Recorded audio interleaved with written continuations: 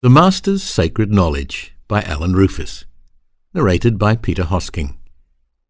This is a personal development book for self-improvement and is dedicated to all young masters who are waiting for their teacher to appear. Enjoy. Birth. Art of Living. The old wise man was walking down a dusty dirt road on his way to the sea, thinking happily to himself what a beautiful fresh morning it was, with the sun just peeking over the mountains he had just left behind, shining and warming his back and casting his long shadow in front of him. "Greetings, Shadow Self. Nice to see you again. I trust you are well this morning, and we shall continue to be at peace with each other like every other day." The birds were chirping and singing sweet songs, and flying around in search of a tasty meal at the beginning of their day. The buzz of the insects flying past, and the flutter of the butterfly from flower to flower, as well as the hum of the bees collecting pollen to turn into honey, were everyday events that the old man liked to see, hear, smell, and to feel what was going on around him. How amazing all this is, he thought to himself again. What a wonderful creation I am privileged to be a part of. As the wise old man was going around the bend in the road, he noticed a young man standing on a stump by a tree, holding a rope. Part of the rope was tied around a high branch, and the other part was a noose which was in his hands, which he was about to place around his neck. The wise old man gently and quietly walked up to the young man and greeted him. "Morning, young man," said the old man. "May I humbly interrupt you, please, for a moment? It looks to me that you are about to place that strong rope about your neck to hang yourself. If this is the case, then please allow me to interrupt you for a few minutes of your time, so I can tell you a few things before you do. Some things that may help you change your mind. Things that are important to the way you can look at life. Things that will change your life for the better and will inspire you to love life. Then I will be on my way, and then you can carry on doing whatever you want to do." The young man looked at the old man with sadness in his face and smudged tears around his eyes. The young man didn't say anything except nodded that it was okay for the old man to say what he wanted to say. "Please sit down a while on your wooden stump, young master, if you will," the old wise man said in a gentle and kind voice, pointing to the stump the young man was standing on. "It seems that you are not having a good day, maybe a good week, or even a good year, but I would like to pass something on to you that can change that. And then maybe you can still hang yourself, but this time by your feet, and not your neck. This way you can still stay alive, and be part of this wonderful world in which we live in. And this will help you to look at life from a completely different angle, and with a very different view." The young man thought about it for a few seconds, then he sat down on the chopped, barkless wooden stump. "I would like to pass on to you some sacred principles in the art of living and dying, and to share some sacred wisdom with you that will really change your world around, if you would be willing to give it some consideration, and then slowly implement it in your daily living," said the old wise man. "Sacred principles that will take you from a world from outer doing to that of a world of inner being. We are all on a journey of self-discovery, and it is not the end destination that matters right now. But what does matter right now is how you are in the present moment, the here and now, what you are thinking and feeling now, what your deeds and actions are now. That is what is really important to you today. And then in each moment of every other day is just as important. It is all about the now, and the step-by-step you take in your journey to your destination that matters and determines your future, and what you will also encounter in your future, as how you feel in the now will be your future. So don't live life aimlessly and without purpose, or the small, insignificant things or problems will start to erode you away. I will call you young master, because everyone is a master in the making, until you become the master. Can you understand this, young master? Asked the old man to the young, insecure boy. The young boy nodded. I can give you a master key that can open many doors, but you need to unlock the doors and walk through them by yourself. Unlocking the doors and going through them will release you from your self-created bondage and prison cell. That I cannot do for you. I can only pass on this master key to you, and what you do with it is up to you. The boy nodded after listening, and he was happy that someone cared for him and was taking the time to talk to him. He was also now very curious as to what this old man was going to say to him. Young master, what good is knowledge if you don't put it into practice? Young master, what is knowledge? The old man asked, but not waiting for an answer. Knowledge is all the things and lessons you have learned along your path up to this point in your life. And you will continue to learn more as you keep moving along your pathway to your destination. So, look at the greater picture of all your life and look forward to all the days that will come in your future. Learn from your past, and most importantly, live positively in the now. In this present moment, which is a gift from the Creator, and get your mindset balanced to be truly happy. The journey to the center of your heart is a challenging one, and there will be many trying moments when you will want to give it up. But each moment is there to teach you something, and it's how you approach each of those moments which decide your highs and lows and your future, and all our futures. We all reach different levels of understanding at different times, and the information that each of us comes into contact with will mean different things to different people, depending on their consciousness. We are all on different cycles and paths which are leading us back to the Creator's source, and it is up to us as individuals the direction we choose to go in, the people we choose to be with, whether it's forward, backwards, or even around and around and around. So choose these things wisely, young master, so as not to chase your tail, said the old sage, looking at the boy gently. The sculpting of our self is a never-ending process. You decide what you want to look like by chiseling, molding, and trimming your shape, your personality, your tree of life. You have the power to add or subtract the traits you like and dislike. It is a process of molding and carving the soul seed which you are to your liking. This seed grows to be the big you. You water the seed with knowledge as it grows. It takes years and years to get big. We all have to start as a seed, then turn into a seedling, and then into a mighty tree, if that's what you want to be.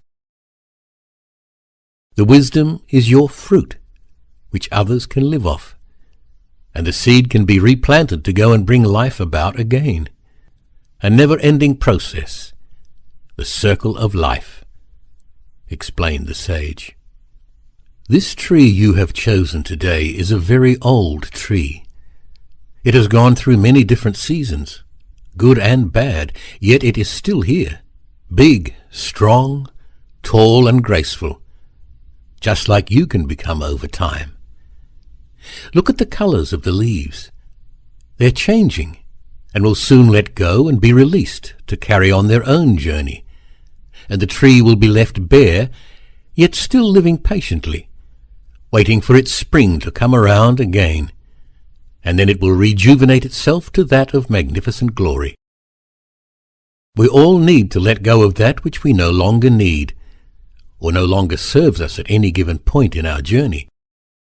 just like the tree letting go its leaves or parts of itself, the things that it knows would be detrimental to its survival at certain times of the year, knowing well that it is part of the cycle of life. It just releases parts of itself. It doesn't kill itself, and this is something you may want to consider, young master. See that negative engraving on the tree trunk? Said the sage, pointing to a carving in the tree. That has been engraved on the trunk by someone who is not looking at life in a positive way. And it will be with this tree for the rest of its life. It cannot get away from it. It cannot release or change what someone else has done to it. But you can. You have the power and consciousness to get rid of negative engravings you have allowed others to carve in you, as well as the ones you have created yourself. You don't have to carry those engravings with you for the rest of your life. You just need to become aware that they are there, and you can transmute them out of your being. You have the power and ability to let them go. You have the power, young master. You have the power, explained the master confidently, and pointing to the seated youngster who looked up. The changing point in my life was with my motto. As long as I learn something every day, it doesn't matter how small or large that something is, it's something that I didn't know before, and have learned and added to my knowledge and character. The wisdom only came later, when I started putting it into practice, said the old man delightfully.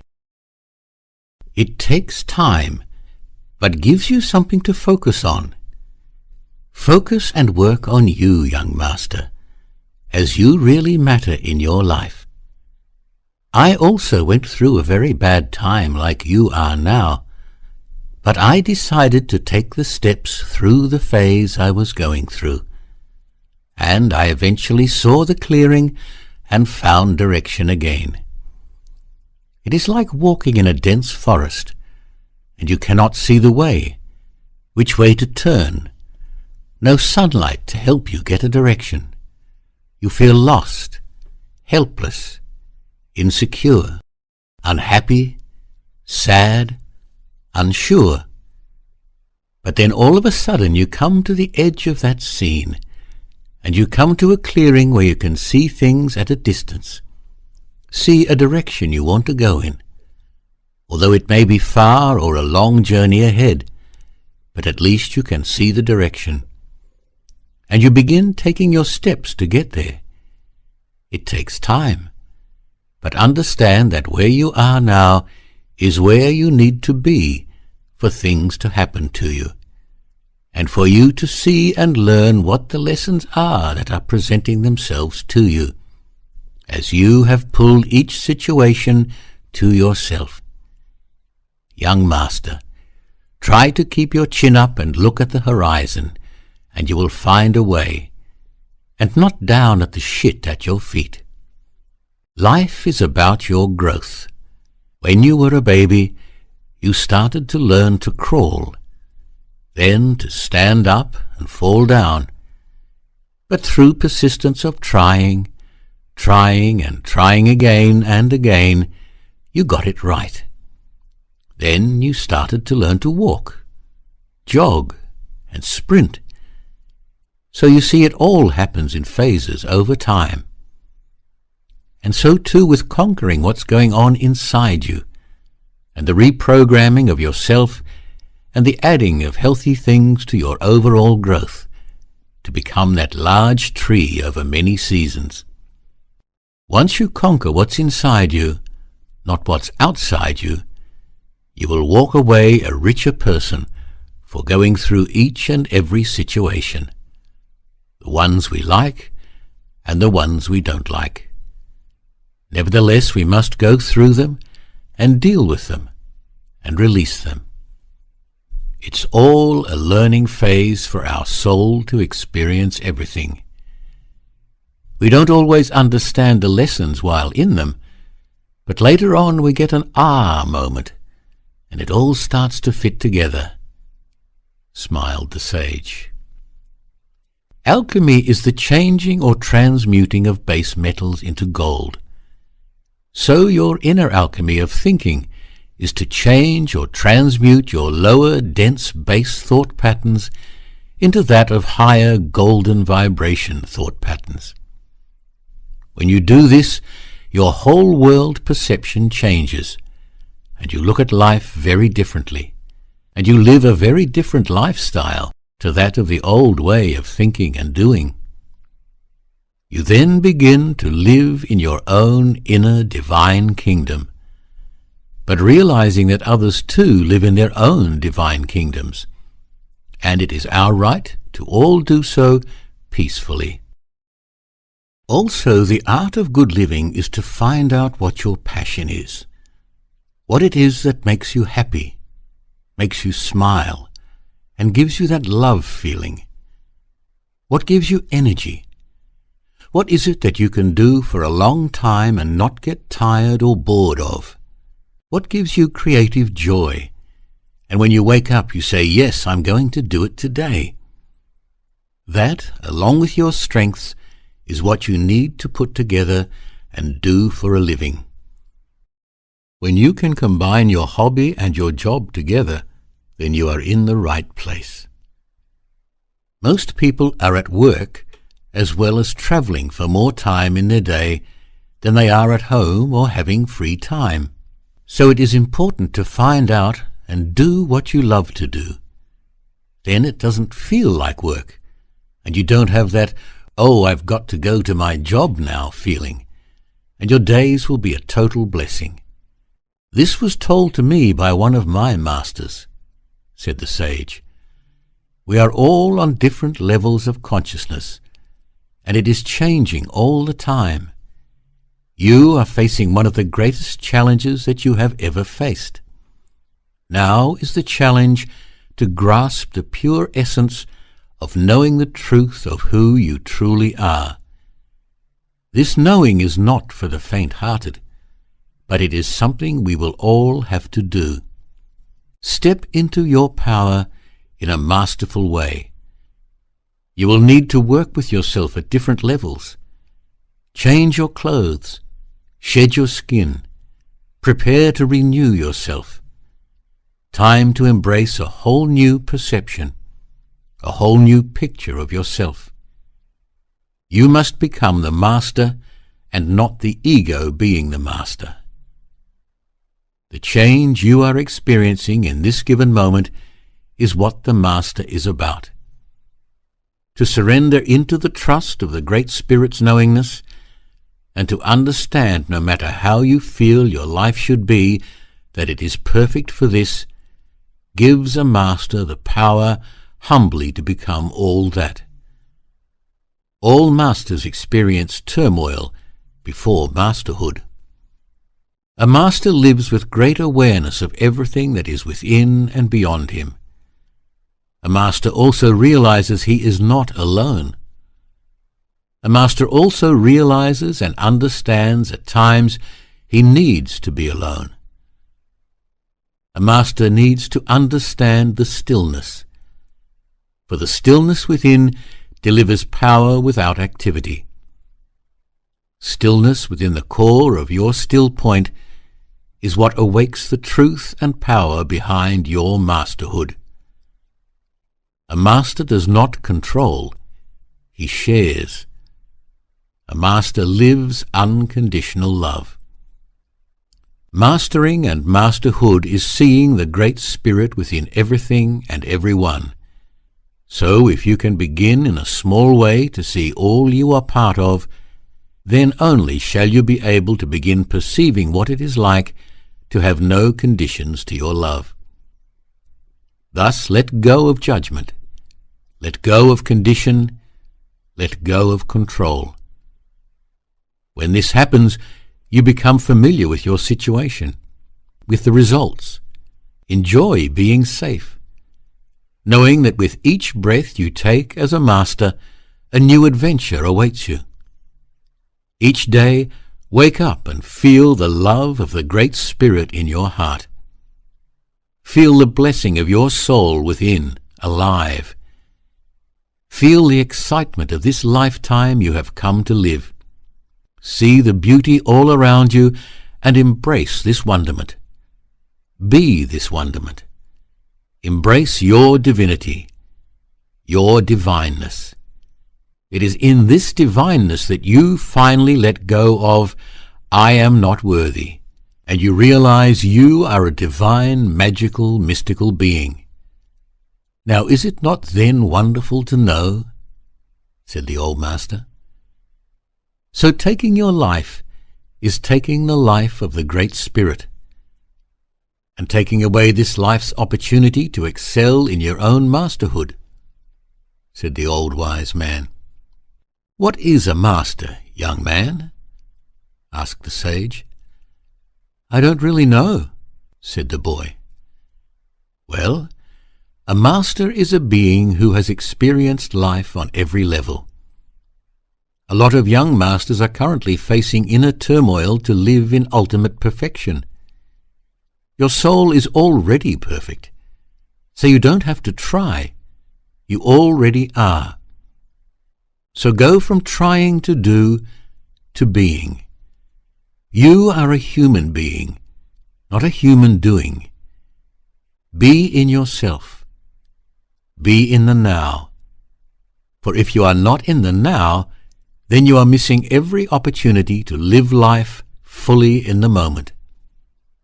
One thing you need to understand in being a master is you need to live fully. Your life journey will depend on the shoes you wear. Boots, trainers, or high heels. Be comfortable in your own shoes. Be aware of your every thought. Being a master of your life is being in your own footsteps. Live your own authentic life. Your own life will be your own experiences, so you cannot judge someone else's life. Live fully in the now. Being a master and what separates you from others is your light and knowing there is absolutely no need to lay judgment against anyone for any reason whatsoever. Everything just is. It is up to you, the master, to decide where you are going to travel to, how you are going to travel, and what you intend creating along the way. A master is never short of anything. They have no lack, and they have no need. When a master no longer needs, the insecurity falls away as inner content replaces need. When anchoring the divine light in every part of your existence, the want, need, and desire fall away. That is when the insecurity part of yourself melts away, allowing only the master to remain. The master will only see a wonderful outcome. To reach this level of enlightenment where you work through letting go of the lower vibration patterns of the insecure ego, you need to first make peace with the fact you have come to live life. You, as a master, cannot separate your earthly reality from your spiritual reality, as they go together as one. By balancing your thoughts in a masterful way, you can bring them together to live in a beautiful higher vibration. Now is the time to step into this space, a wonderful space, and a place you are meant to be in. You are indeed a divine, magical, mystical being, as this is when you, as a master, masterfully take control, and the only way this can be done is by giving it all up, relinquishing the control, and with that place you will give into the divine will of the Great Spirit, and you then shall walk proudly as a master in great humbleness. Carry this out into the world without expecting, without the need to be believed as you carry the knowingness of its truth. This is the humble master. It is within this knowing stillness that you shall realize that indeed you are the Great Spirit. Always be your authentic self. Don't entertain any situation that robs you of your self-worth or takes away your power and energy. A master lives with no fear, as all is perfect. Come to terms with that which has control over you, and learn to let go, as this is the process of mastery. Step out of that which limits you and into that which propels you. It is the great spirit essence within you that will awaken you to your masterhood. Believe in your own magic, the movement of your own energy. Eliminate that which prevents you from becoming the master you already are. Allow the golden aspects of the most sacred part of you to control and rule your life. This is key. Where you place your attention, so goes your energy flow. When a master believes, the master receives. Be the power within. Claim your divinity.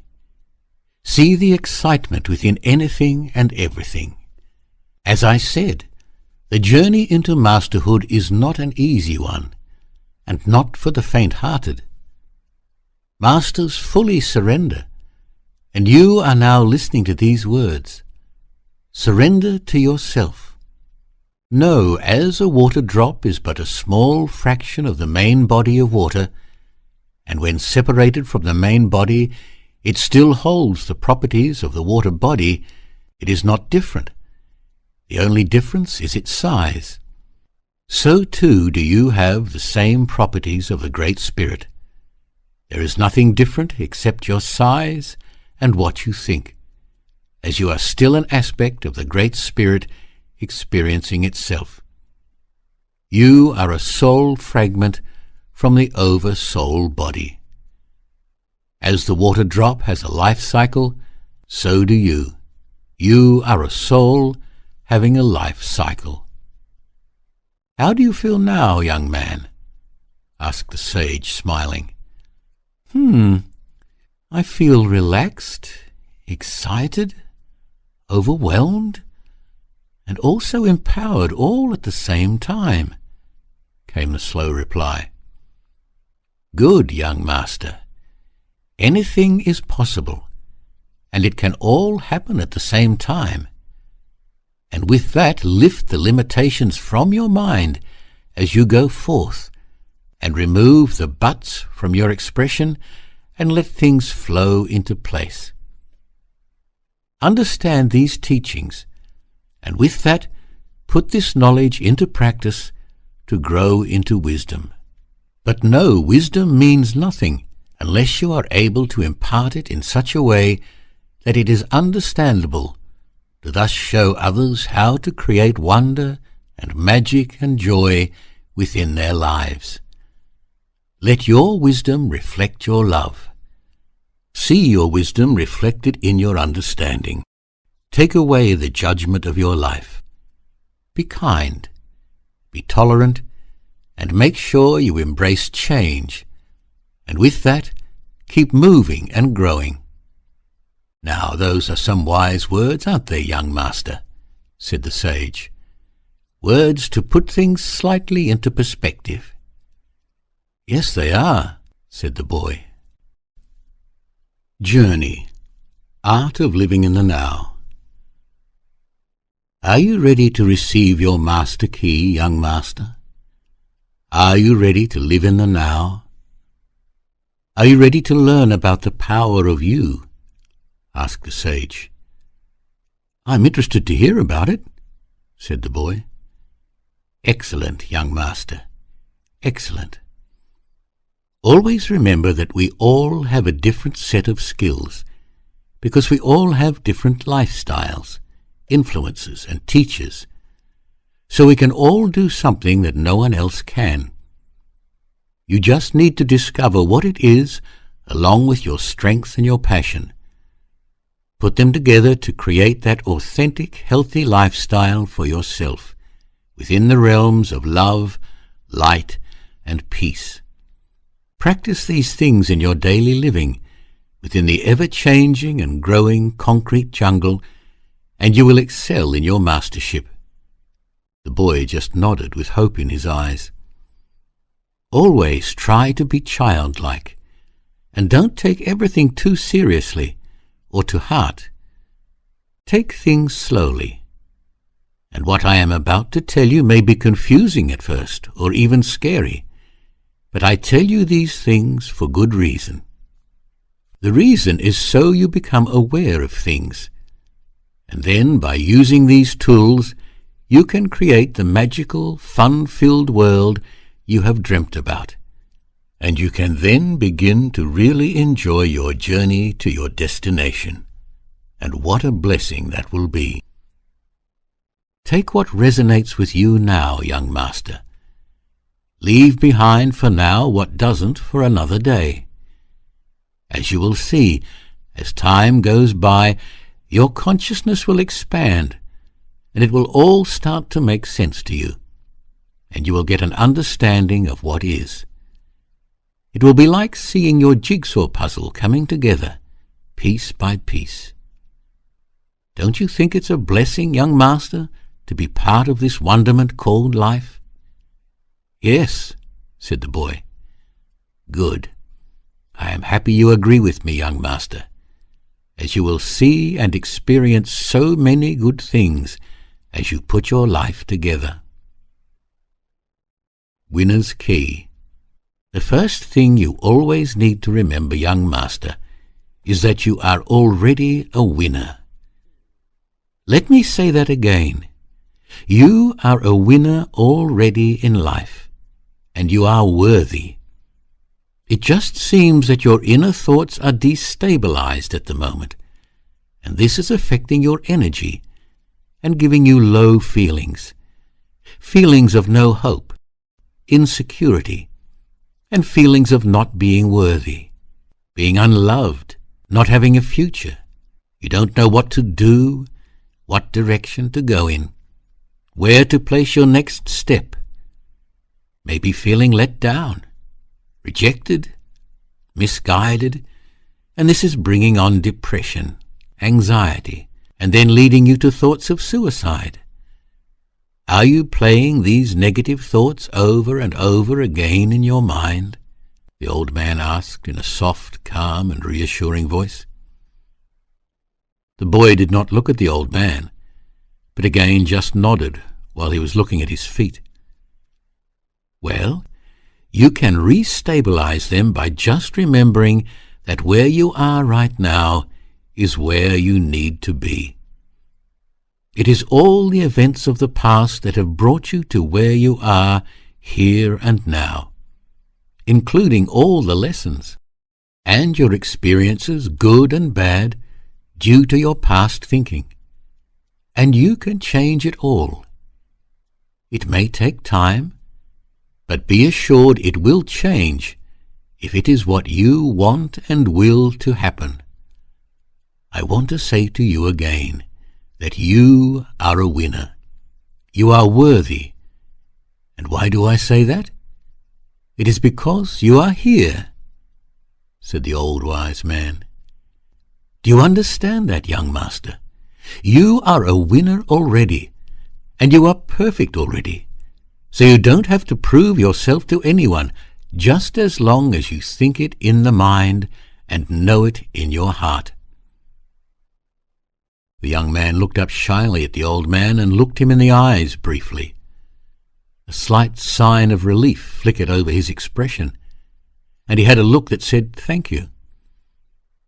The old man said again gently, "We are all winners, and we are all worthy, and we don't have to prove ourselves to anybody. We are born to be free under these skies, and we can do what we want within the universal laws as we have free will here on this planet. The only thing we have to remember is that we are already perfect. Our soul is created perfect, and we are our soul incarnate. You just have to know that, and don't listen to what negative things other people say, and don't let them convince you otherwise. Anchor these thoughts and ground them.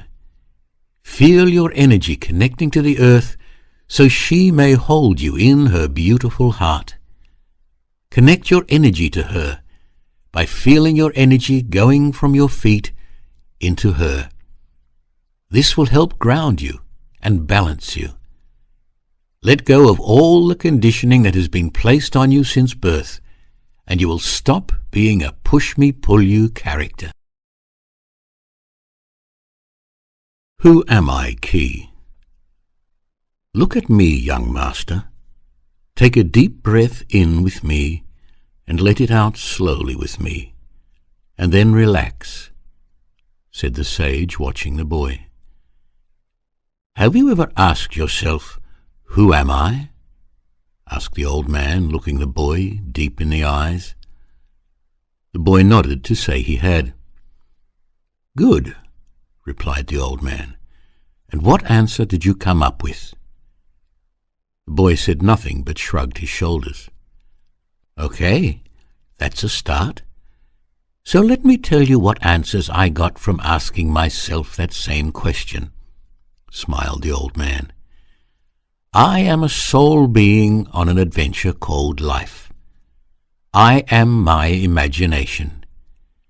I am what I eat, drink, breathe, and what I think.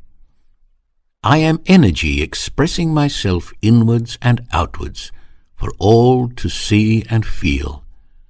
And most importantly, I am unconditional. Life is what you make it, and with whom you make it with. We all have free will to live our lives any way we choose, and that includes giving away our power to others, or even to our own negative thought patterns. Nothing is stronger than your will. If you want to will something to happen, then it will happen, good or bad. You are here now willing yourself to hang. I've just come along and asked you for some of your time. Then you will carry on doing what you will, and that will be hopefully hanging yourself a different way, but now taking with you new knowledge that you are presently learning. It is very important to surround yourself with happy, positive things and happy, positive people. And that comes by changing your energy patterns, your thought patterns, which allows those things and people to come into your space. A change in your in-look, which will change your outlook, and the things that have an impact on you in your outer reality. I have an imagination, which is a very powerful tool, which I can use at a moment's notice to picture anything I want. I am the artist of this tool, and I can paint anything I like onto the inner screen. And so too can you, young master. You also have a very powerful tool called awareness. You cannot change something if you are not aware of it, and then when you do become aware of things, you can use your imagination to change the pictures or visions into something more to your liking. This is taking back your power, and you are then in control of these inner events, and not giving away your power, and being influenced by someone else's words or actions. These are two powerful tools, so learn to use them wisely and frequently to your advantage, but in harmony with everything around you, including Earth's Spirit Mother Gaia, the animals, the plants, and other beings. We are all trying to achieve the same thing in life, and that is living life, but we all do it our own way, and that is what makes us all different. We all have different views because of our influences, cultures, religions, government policies, family life teachings, circumstances, philosophies, wants, needs, desires. And it's how we go about processing all this and trying to make sense of it all that makes us all different. Also, one needs to break free of the family curse. meaning that some things are passed down from generation to generation that are negative and outdated, and are no longer accepted or applicable in today's world.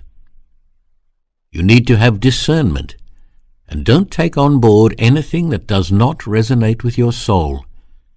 Break out of the old molds, and don't carry past generations' baggage and old negative beliefs with you. Do you understand me, young master? Inquired the sage. The young master nodded his head a bit. Sometimes people are good and kind-hearted, and full of compassion and love to help others, and have no other agenda except just to enjoy life and the things around them. But then you also get the dark, nasty people who are ignorant to what they do. They have self-greed, only think about what is in it for themselves. Me, me, me. And they are mostly very negative people, having no love or compassion and no time for anyone else. But that's okay, because that's who they are, and they will need to learn the lessons that come with that. It's called karma, one of the laws of the universe. Each action has a reaction, or a ripple effect, if you will, and every reaction needs to eventually balance itself. But what is important in your life is what you think and do. Are you with me, young master? Asked the sage. Do you hear what I am saying? Yes. The old man nodded with a smile and said, Good. You are also what you eat, drink, breathe, and think. Now, if you divide these up into categories, then you can see there are many possibilities. Your thoughts and what you eat, drink, and breathe all play an important role in your life. There are many different breathing techniques that can help you change your health. So how we breathe affects our entire body. Breathing affects our circulation, digestion, nervous system and emotions, and our mental clarity. Shallow breathing can cause disease in the body. Deep breathing releases stress and self-created pressure. So find out more about each of these to bring about major changes in your physical and psychological bodies. Okay, said the sage to the boy. Learning to breathe properly will aid your health and well-being, so find out more about it. The sage did this to give the boy something to focus on, and to learn about that would have a great positive effect on his well-being. Okay, replied the boy. I will find out more. Excellent, replied the sage jokingly. Then you will live forever. Your body also needs food to survive and to maintain a healthy body, and you should eat food that is low in acid to keep a neutral pH balance. Eat fresh fruit, nuts, and vegetables that are grown locally, and keep away from preserved foods. You are made up of mostly water, so you need to keep replenishing your body with liquids, preferably water, which is good and healthy, and is what the body needs to help take toxins out of your system. If you don't keep hydrated, then you become like a plant that hasn't had water. You will wilt and start to get headaches, and your system does not operate efficiently. Your body can go without food for a few weeks, about 4 to 5 days without water, and you cannot live without air after about 4 to 7 minutes if you are a normal person and not trained in breathing techniques. So start to really ask yourself deep-seated questions, young master. Start to take notice of what really matters. What really matters has an influence on your life, and get an understanding of how it all works together. Get to know yourself. Get to know where you come from. Get to know what moves you, motivates you, inspires you, and how to be that drop of divine water you are, and experience yourself in unconditional love. Soul Progression Key. Young Master, the soul is who we are, so understanding the soul and its journey is vital. Soul is the immortal spirit, the essence, the fundamental nature, the inherent characteristics, an extract got by distillation. The one guarantee we have is that our soul never dies. The only thing that matters at the end of time is the weight on your soul. When you die, your soul passes through the sacred geometry symbol called the flower of life when it leaves your body. You can only put weight on the soul when you bring it out to play. It will not come out when there is fear and negativity involved in your life. This is for its own protection. The sacred flower alone decides whether you go to the vibration of eternal bliss we call heaven, the high vibration, the vibration of love, or the low vibration of hell, which is negativity and fear. When we all pass through the veil we call death, our soul moves through the sacred symbol, the flower of life, and we go to a plane on the other side of the veil that is the same level of consciousness, or energy vibration, that you were operating on in the earthly plane. You go to the same energy vibration, but on another level of existence, to be with other beings that operate on that same level. So you judge yourself as you move through the veil, and you determine which level or vibration you are going to by how you lived before death, your heaven or hell. Do you know the symbol of the sacred flower, young master? Inquired the sage. The young man said he didn't. The flower of life is a sacred symbol of the universe. If you draw a circle and then put one point on the line, and then draw a curved line using your compass from one side to the other, and keep going around until you make flower petals, that is what the sacred flower looks like. Have you ever drawn that symbol, young master?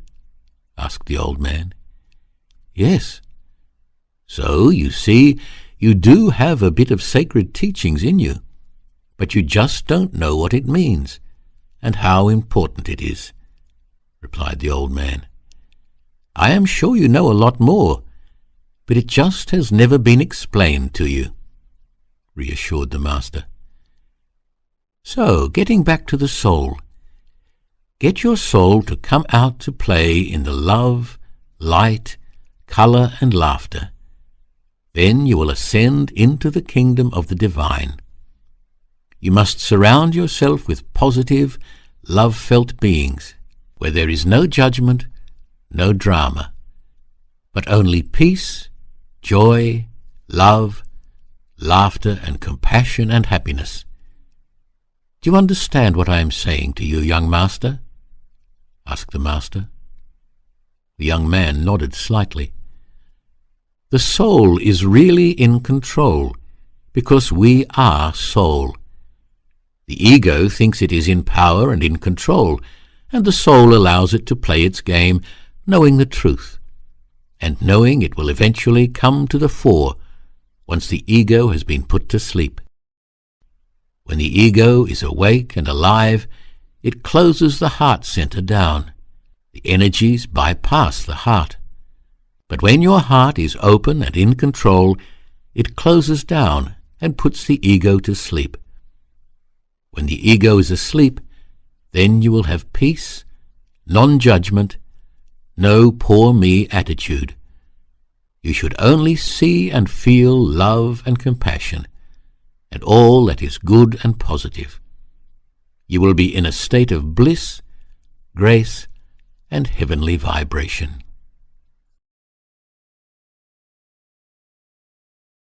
Inner Strength Key.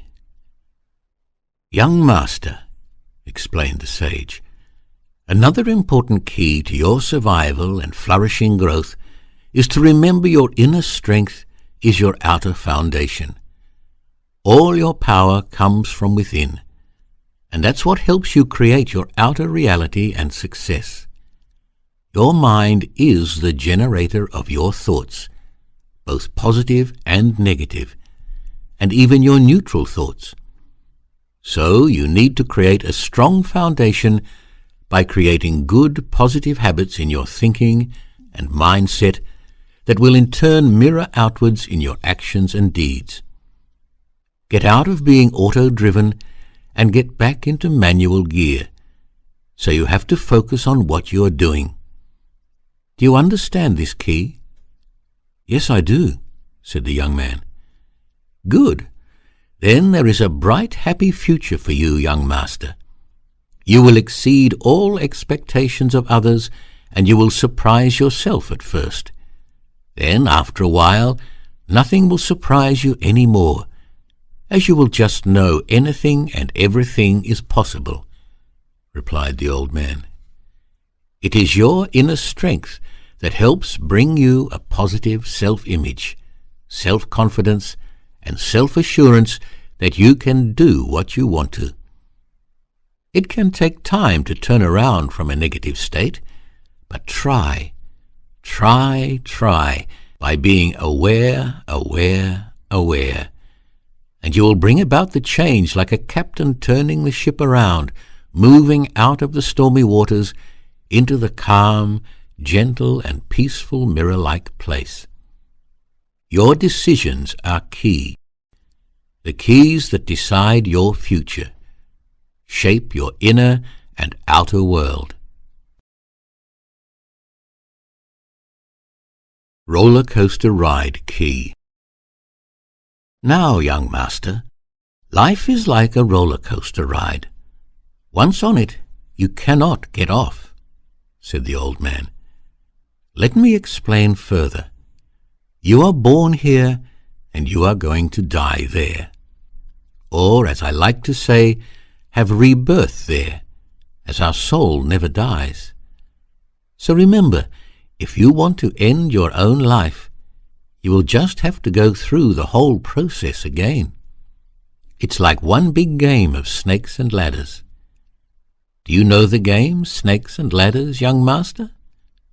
No, said the young man, shaking his head. Okay, let me explain. Snakes and Ladders is a board game where you have a dice which you throw, and depending on what number you throw, you move that many squares with your represented icon.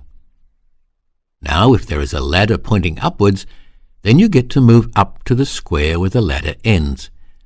But if you land on a snake's head, then you have to slide down to the end of the snake's tail, as if it has eaten you. So you need to start over again from the position of the snake's tail. Understand, young master? Sort of, said the young man.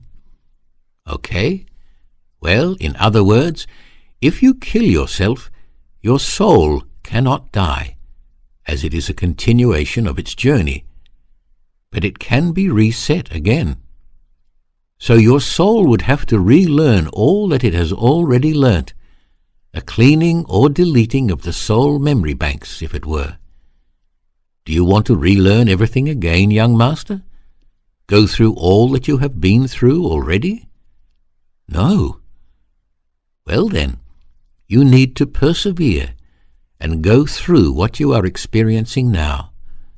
Then it will be a lesson learnt, and you will move forward onto a better experience, better mindset, and better thinking.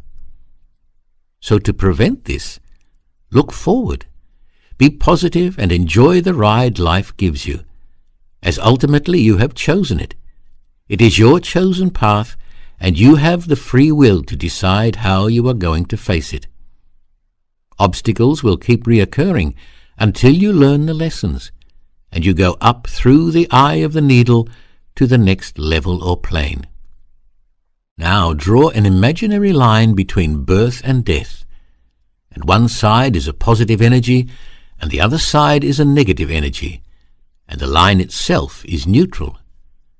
Only you can decide which side of the line you will adventure on as you move along your path on your journey. Life is one big board game, where you have the dice, or your mind, which you are continually throwing.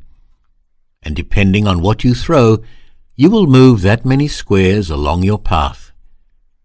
Realizing each vibration will pull to itself the vibration that you seek, the intent you set. Choosing either side will bring powerful outcomes to your life. So choose wisely, young master. Choose wisely, said the sage, stressing the fact. Theatre key. Now, young master, you must realize that everything in your life is there because you have created it or pulled it towards you. You are the actor, scriptwriter, clothes designer, set builder, and executive director of your own life's movie. And the world is your stage, and the universe is your classroom. So you need to ask yourself, do I want to be in a comedy or a drama? It is up to you. If your life is a drama, then you are deep in it. But if your life is a comedy, then you are watching it, being of the world but not in it. Become the giant observer, the joker, a clown and a fool. Be light-hearted and laugh at yourself at times. Find the funny side of every situation, as in most cases there is one. If you cannot find the funny side, then find the lesson, winked the old man to the young man. Be childlike in your approach to life.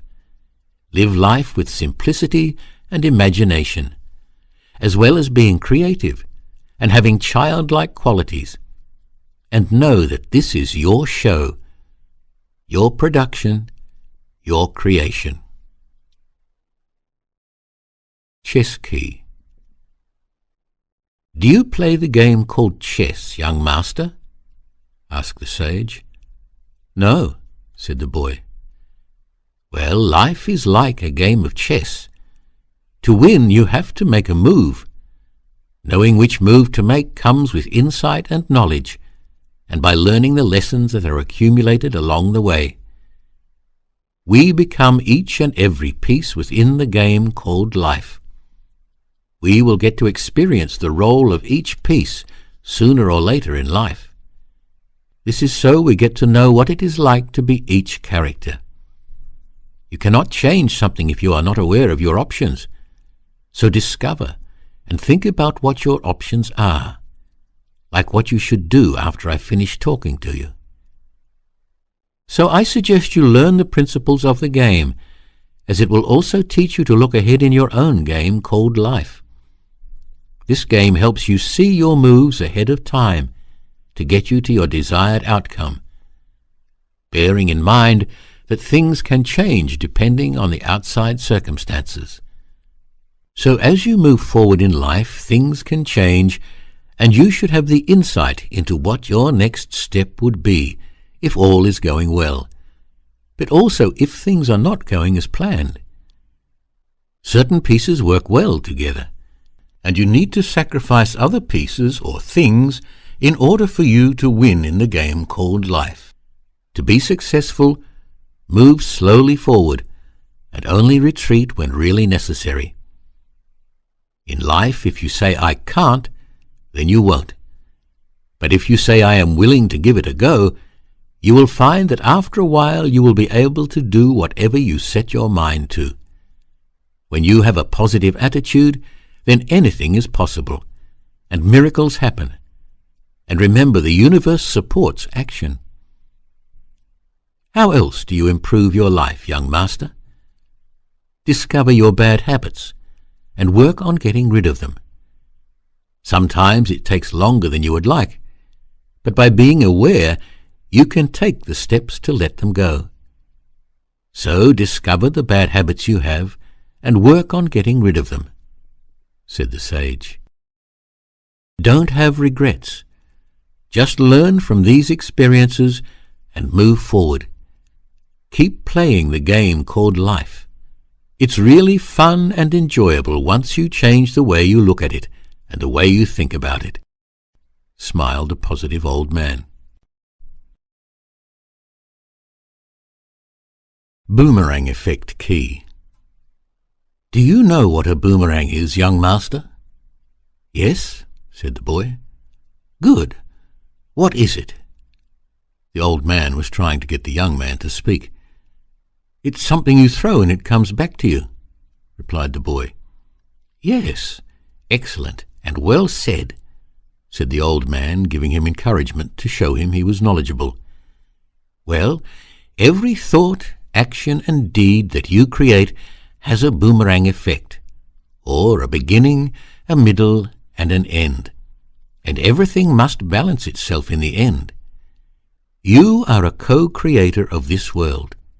You, me, and everyone else who live in this living universe co-create our own world. With every thought you think, you create a vibration that needs to go out and experience itself with whichever charge of intent you placed around it. You are permanently throwing boomerangs all day and night, unless you are sleeping," laughed the sage. "So be careful what you are thinking, young master, as everything will come back to its creator, and in this case it is you.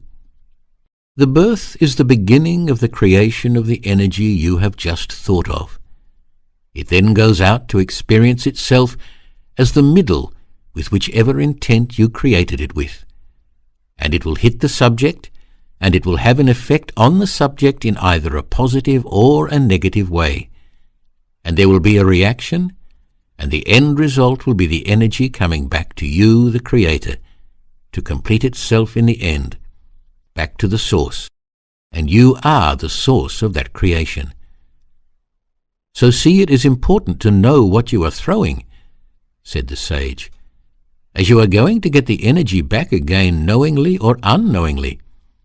Everything must balance itself in the end, fulfill itself, as we must too one day return to our Creator after we have finished experiencing ourselves.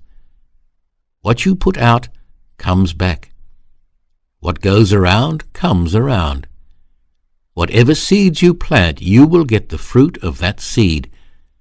So be very aware of all the boomerang thoughts you are sending out constantly. When you send out positive thoughts, you don't have to really think about the return, as all will be good. But if sending out negative thoughts, then know that the boomerang will scrape up all the negative and bad things and come back and hit you behind the head. You will fall and shout, 'Why me again?' Try hard to understand this key, young master, as it is most important. Really think about it, okay?" "Okay," said the boy, nodding. Computer effect key. So, to carry on from the last key, young master, life is a self-fulfilling prophecy. What you think, you become. What you do is who you are. Your mind is like a computer. Every thought is typed out and the enter key activated. Then you are on to your next thought. Enter. Next thought. Enter. Next thought. Enter. And as you carry on your day or when you go to sleep, the computer still processes and carries out your commands of what you created in your thinking. The boomerangs are still being processed. Karma is the balancing of all the thoughts, actions, and deeds you have ever done, as everything must come back into balance eventually. So release karma by becoming aware of what you are typing onto the screen and then pushing enter. So type only good, positive, uplifting, and constructive things, so only good things come back to you," said the sage. "Are you with me, young master? Do you understand?" "Yes," said the boy. "Good. Do you know anything about computers?" asked the sage. "A little bit," said the boy. "Okay, good, because you are just like a supercomputer. Your outer body is the hardware, the structure. Its purpose is to hold everything together, and no matter what it looks like, it doesn't affect the workings of the software. It's just for show, for window dressing or vanity, for it to look good and to fit into your environment. The CPU, or the central processing unit, is your brain. Your mind's thinking programs are your software, which totally makes the operating system work. So one needs to reboot and install new updated software programs to keep up with the modern times, and to install a design program that works for you, and delete old and outdated software to create more space for constructive and helpful software programs. Your modem is your Chakrix system, which I will explain later to you. It receives and then sends back out data, and your spine is the antenna and superhighway to take this data to your CPU or brain to get processed. So now you need to defragment all the files you want to keep and put them all together again in order, back to basics. Install a new antivirus program to get rid of any unwanted attacks to your software and to transmute any virus that are within your system already. You need to regain control by becoming the only user, where you can create your own masterpiece through your own work. Sure, listen to what others say, but have discernment in what you download. Be aware of what you plug into your USB slots, as what you take in has an effect on the system. Delete all unwanted and outdated attachments, as they take up your battery life and give nothing back in return. Delete, delete, delete, to enlighten your supercomputer and to enlighten yourself. As a computer does not hold the memory of deleted things, so too must you let go of that which you have forgiven. Forgive and forget. Let the megabytes of bad stuff go, and free up your memory space for good, happy, and joyful stuff. Take control, shift into uppercase, and enter a whole new world. The World Wide Web is limitless and infinite, and so are you, and so should your thoughts be. Only you limit yourself by your belief programs and the control programs that have been installed into you. Once you delete those out of your supercomputer, then anything is possible. Can you understand this, young master? Asked the master. Yes, I can, smiled the boy. Excellent. So restart, reboot, delete all that doesn't work for you or is holding you back or using your battery life. Defragment all your other files and install programs that work for you, and learn a good design program to design your own life. Now, isn't that a great feeling, knowing that you have the power to do all this? Inquired the sage. One just needs to know what their options are. Yes, said the boy. Backpack Effect Key. Life is simple or it's complicated. It depends on you and the life you lead, and the baggage you collect and carry along the way. We are totally bombarded with all different types of energy all the time, so you need to be careful what you hold on to, or absorb, or attach yourself to, or allow to be attached to you, or things will start to weigh you down. You start to get heavier and heavier and heavier, and they hold you back, pull you downwards, and it takes away your energy. Become aware of these things you are holding and start to release them one by one. Thank them for being a great teacher to you. Bless them and say to them, "Thank you for being a teacher to me, but I now release you. I'm letting you go." And say goodbye, and then let them go. So to start feeling good and happy, you need to release all that stored up energy in your backpack, which is holding hateful, vengeful, negative, dark, jealous thoughts. These hold you back, and most importantly, take your high vibration away. Become enlightened by letting go of the dark and dense energy, said the master, not stopping to give the boy any time to say or do anything. Everything that has come your way is a great teacher to you. So now thank it and release it. It's like releasing 10,000 kites that are attached to you. And as you try to move forward, there is a lot of resistance, stopping you moving in peace and gentle flow. Cut the cords, the strings, the attachments, and just let it all go. You will be and feel lighter, and there will be a new abundance of uplifting, peaceful, and gentle energy within your being. Enlightenment is what the goal is, said the sage. Enlightenment is who we actually are.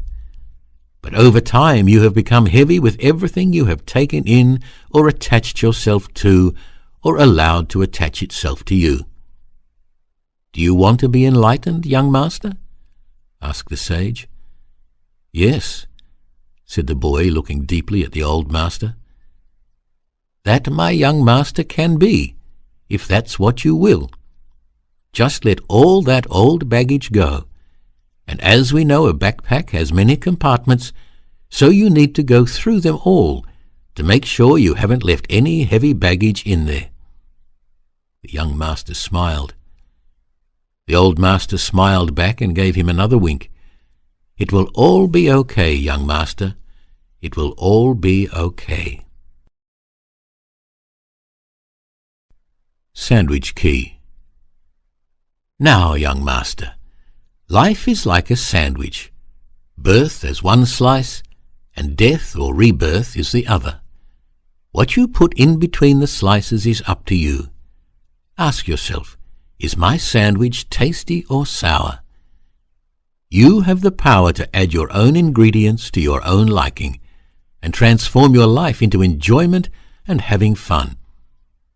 What does your sandwich taste like, young master? Asked the old wise man. Sour, came back the quiet reply. Okay, it is for now, but you can and will change it now that you are becoming aware. Learn that other people's experiences in their life are examples of their lives. Now you must live and taste your own example while experiencing life. Add your own herbs, spices, and flavors to what you are cooking or making. You are the master chef and can add anything you want to your dish. You just have to find out what ingredients are available to you in your earthly cupboard, laughed the old man. Life is about your own choices. Choose what your taste buds like, laughed the sage. Only consume that which is good for you and smells, tastes, and goes down easily. My sandwich is always healthy and extremely delicious.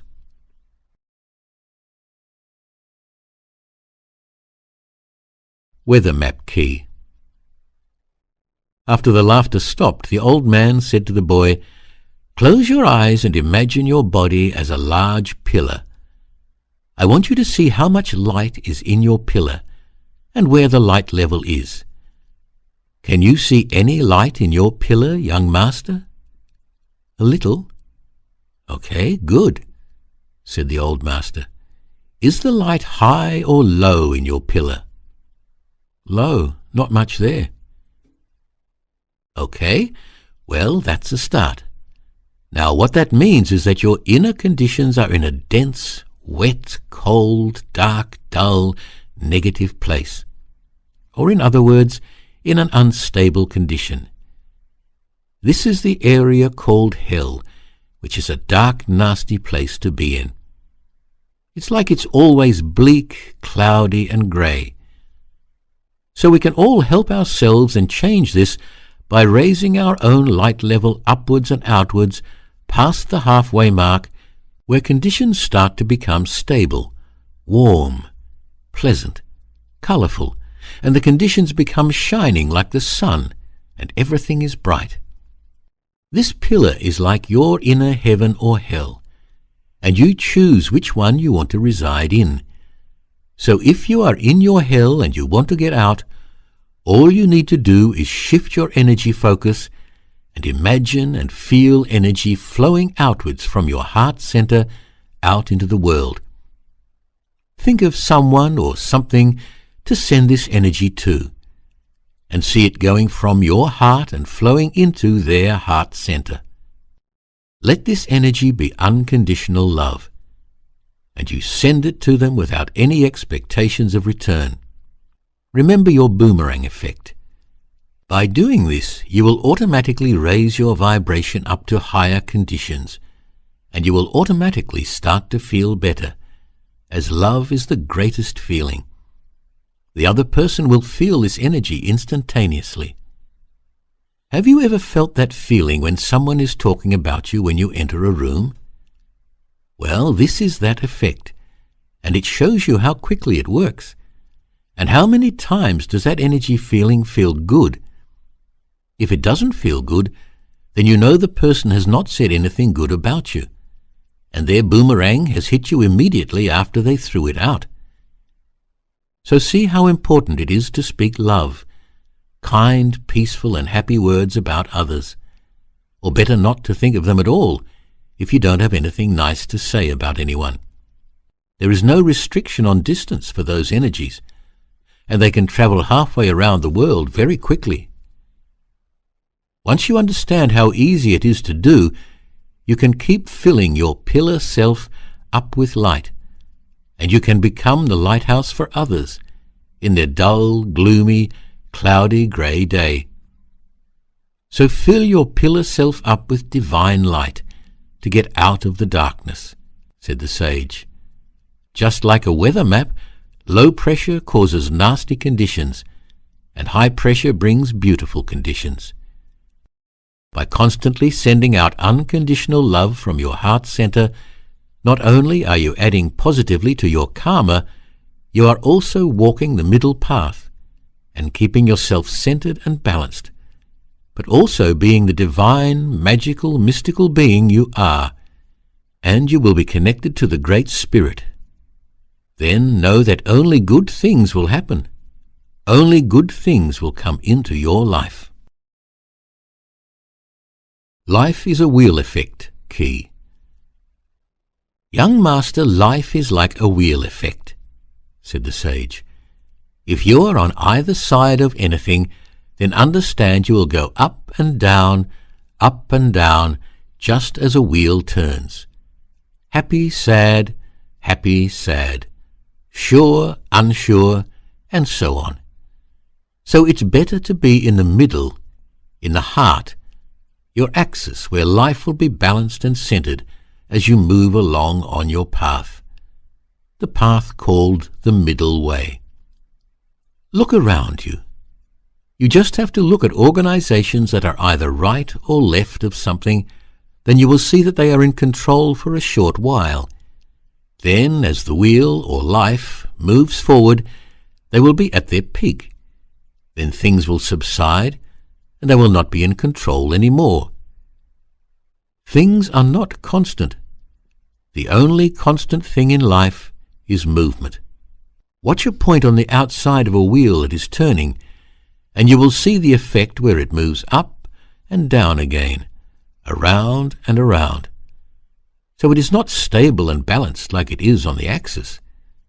That is where we should all be moving forward from, the middle way, the axis of the heart center. The strength of your wheel also depends on your inner strength. Have you allowed an outside source to puncture you, deflate you? And are you constantly pumping to keep the pressure constant and full?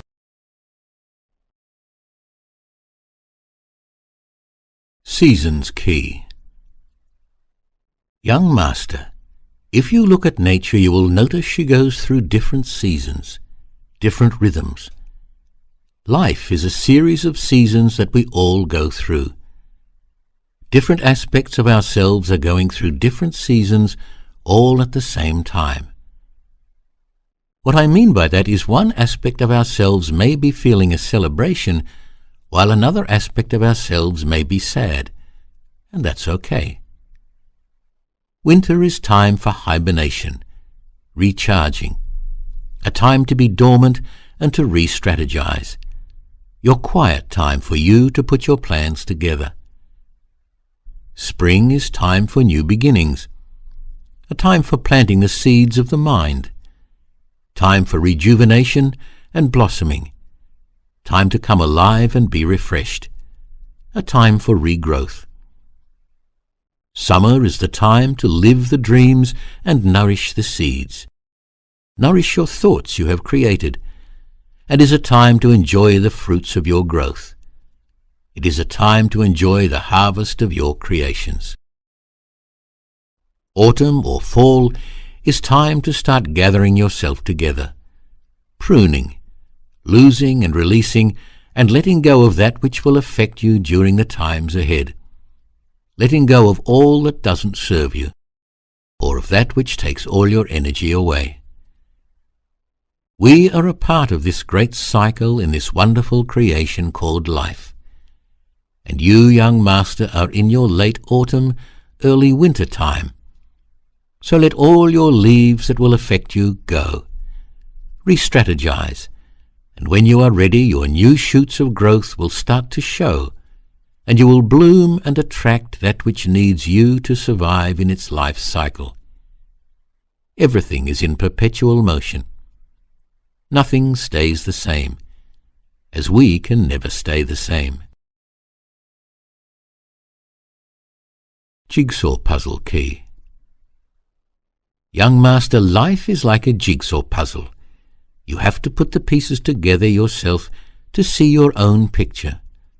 One piece at a time, one step at a time, said the old man, moving his hand as if taking small imaginary pieces from the air and putting them all together to make a picture.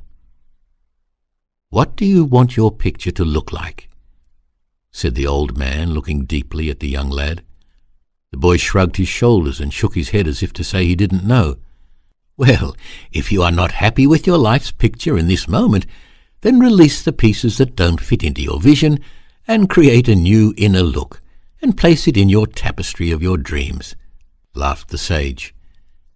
Shake the box and start building your picture again. Remember, you cannot destroy the pieces. You can only rearrange them to your liking. Only think about the things you want, not what you don't want.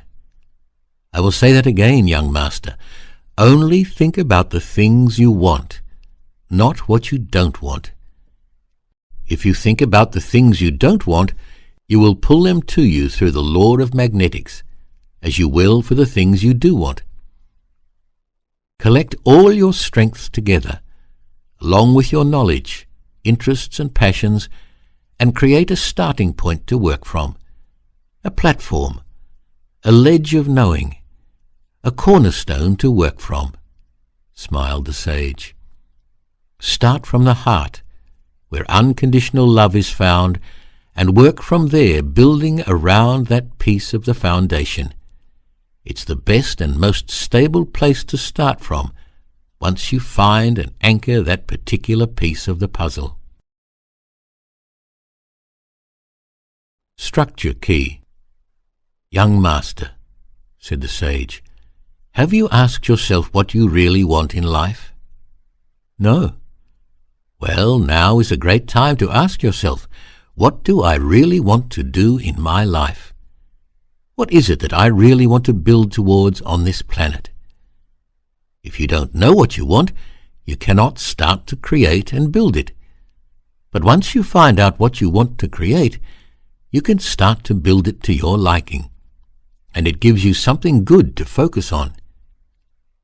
How do you build a structure, young master? Asked the sage, but not really waiting for an answer. 1. Have a well-defined vision or plan. Know what you want, so this would be a great time to find out what your passion is. 2. Gather all the resources for the project. 3. Work through action by putting this plan or vision together, one brick at a time, step by step, resulting from your thinking. 4.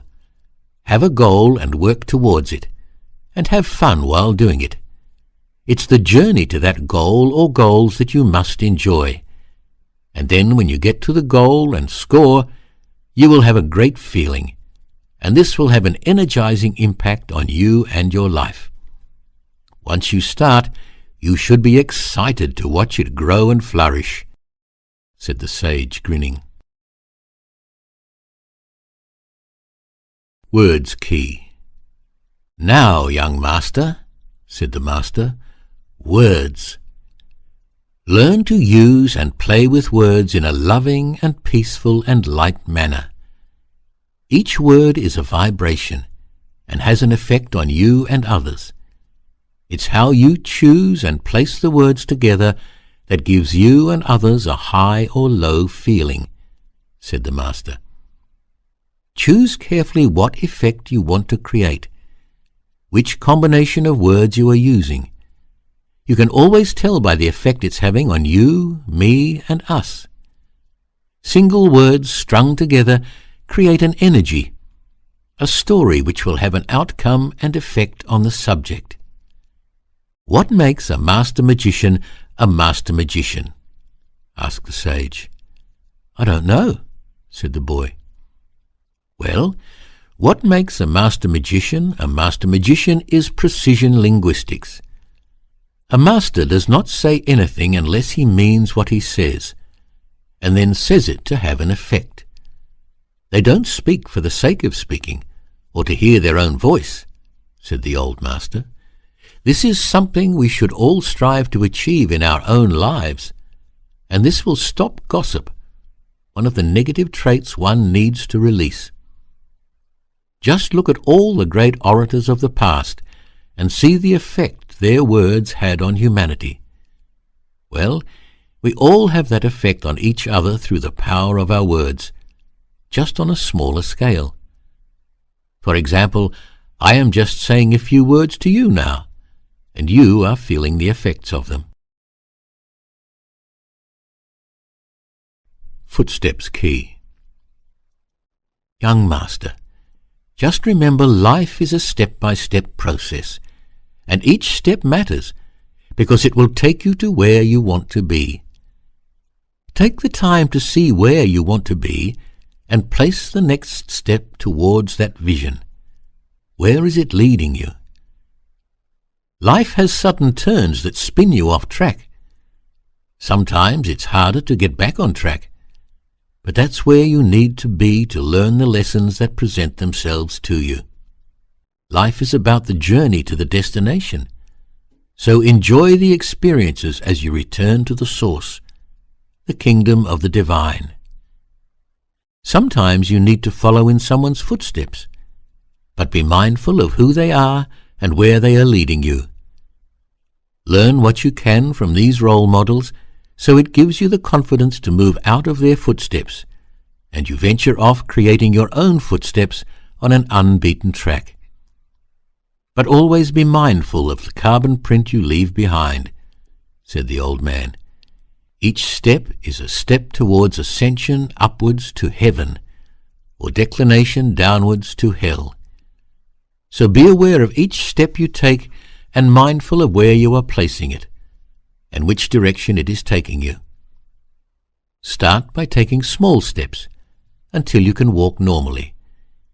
Then you can take it in your stride when you don't have to focus anymore, as your auto drive is set correctly, and it becomes like breathing, where we don't have to think about it all the time. Do you want to be the sheep all your life, or do you want to become the shepherd? Well, we are all sheep at one time or another. Some stay there. Others move on up. And when you do move on up and become a shepherd, it comes with great responsibility, as you too will begin to guide others while they are trying to find their masterhood. Trench key. Young master, as long as you are constantly aware of where you are going or what you are doing, the positive side will always shine through, said the sage. At times you dig yourself deep into a trench, and you need to stop. See where you are at. Look what direction you are going in. Understand what you are doing, and remember what you are looking for and working towards. Are you just digging a hole deeper and deeper for yourself, or are you digging a trench to build a foundation for your huge growth? Focus on and ask for the things you want, not the things you don't want, because what you think and ask for, you are going to pull towards yourself. So design your life with positive and creative thoughts, and watch your life grow and flourish. So, young master, just stop for a moment doing what you are doing and ask yourself, am I digging a deeper hole or am I digging a foundation? Okay, said the young man. Good, as there is no need to rush into anything, young master, and you can think about these things when I have gone. Elastic Self-Key. Now, young master, life can make you or it can break you. It's how you perceive it that gives you a high or low feeling. Are you relaxed, wholly open to all possibilities, and in control, so life's energy can flow through you? Or are you wound up tight, stressed, and ready to snap or break with no space for anything to flow through you? Being relaxed and calm is not only better for your health, but it also allows the energy to flow, and you do not become blocked and stagnated, which brings about disease into your body. When you need ideas or answers, they can flow freely your way when you are relaxed and open to them. So, just like an elastic band that has been released, it opens up and forms a whole circle, and things can flow through it. Be like the relaxed elastic band, and not the wound-up one. Are you relaxed or wound up, young master? Asked the sage. Wound up and ready to snap, said the boy. Okay, good for being honest with yourself. Now all you need to do is let everything go, and you will not only feel better, but will let go of things that are causing you to feel that way. And the good things and people will still stay. You don't have to try to hold on to them, as they will be there for you no matter what. If they do go, then better that way, as they were never meant to be with you always. Do you understand this, young master? Yes? Can you let go? I'll try. Good. That's all you need to do, is try, and try. The sage smiled a bit. You will do great, young master, and it will all unravel itself when you do, and you will be free, open and relaxed. And what a blessing that will be. Cards Key. Now, young master, life is like playing cards. You have many cards to play with in this game called life. It's up to you to decide which ones you are going to play at any given situation, knowing it always has an effect on the outcome of the game, which in this case is your life. So what are some of these cards I am talking about? Well, they are your happiness card, sadness card, father card, mother card, teacher card, nurse card, student card, love card, hate card, judgment card, help card, encouragement card, uplifting card, destruction card, jealousy card, laughter card, joy card, brother card, sister card, and so on. You have the power to choose, so play your hand wisely and win in the long term. Which card are you busy playing this game with at the moment? I'm not sure, said the boy. What about the judgment card? Are you not judging yourself, that you are not worthy of living this life? You are judging this life, and you judge it not to be good, and you want out. Yes, maybe, said the unsure young man. It is all about recognition and becoming aware, as once you recognize the pattern, you can become aware in how to change life for the better by playing another card. Also, look which card you have in the front of your pack. What is the main card that you are seeing all the time? Because that card is the power card that will influence your life by bringing those qualities to you. So, if you don't like what is happening to you at any given moment, then change the front power card of your pack to one you like. And by doing so, you not only change the visual look, but also energetically too, so there will be no more power over you. I always find the best card to focus on, and my front card is that beautifully uplifting card called Unconditional Love, as it is so powerful and brings the most magnificent things to it. Its power is beyond measure. The other card I always like to play is the Joker card. Be the fool, the clown, and learn to be light-hearted. Have fun. Joke around and laugh at not only yourself but at things. See life as a cartoon, where you don't take life too seriously. Can you do this, young master? Change your card to change your focus? Yes, said the boy. Excellent choice, young master, said the sage. And if you're not sure which one to choose at first, just choose any one that's positive. Light-dark key. Life, young master, is the colour you see it as, and when you are in a dark space you don't see any colour. You cannot see which way to go, where to take the next step. Seems like there is mist around you all the time, said the sage. Light is intelligence, and light is love. It offers high vibration, warmth, growth, colour and vision. It never tells you what to do or how you should go about life. Love is the highest vibration in the universe and will always prevail above all other energies, stated the sage. Dark is ignorance, and it offers dense vibration, hate, death, vengeance, judgment, wilting, non-growth, blindness and self-destruction. And beware of any entity that encourages or teaches any of these. Then you know they don't have your best interest at heart, or anyone else's. So find the switch and turn on the light, said the sage. I am leading you to the light switch, but it's up to you to turn it on or not. But once you do, you will see a whole different life, a life of wonder, a life of beauty, a life of the most magnificent colours, textures, all the different sizes of things great and small.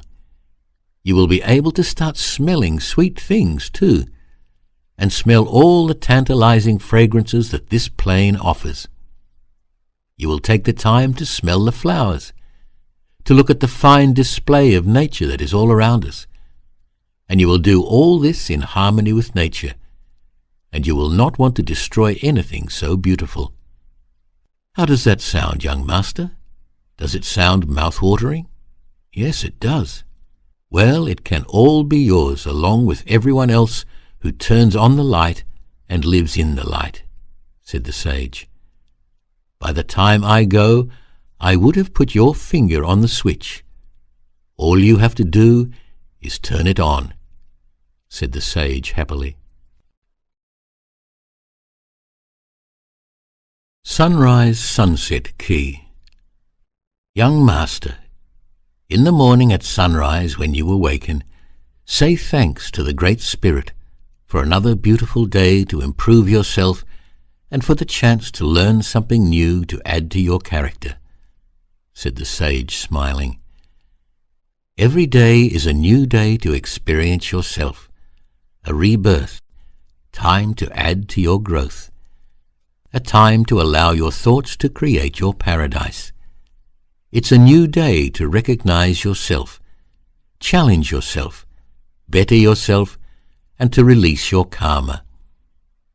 Send love, light, and peace to the world and your healing vibration to the planet and to all that inhabit her. And in the evening at sunset, take the time to reflect on your day. What did you learn, see, experience, acknowledge, and express? What character within you do you want to release? The sage was still smiling and then said, In bed before you sleep, young master, visualize your day ahead of time. See yourself getting up and doing all the things that you want to do in the order that you want to do them. This way you are creating the conditions for it to happen smoothly. Place light and intention around your day. It is taking part of yourself there beforehand and setting everything up. It is like when you think of the past, and you can see yourself doing things that you have already done. Well, it's like using that same principle and going ahead of yourself and doing the things you want to do. And you can imagine doing them by using your imagination. Remember, imagination is one of the great tools we have at our disposal to use for our benefit.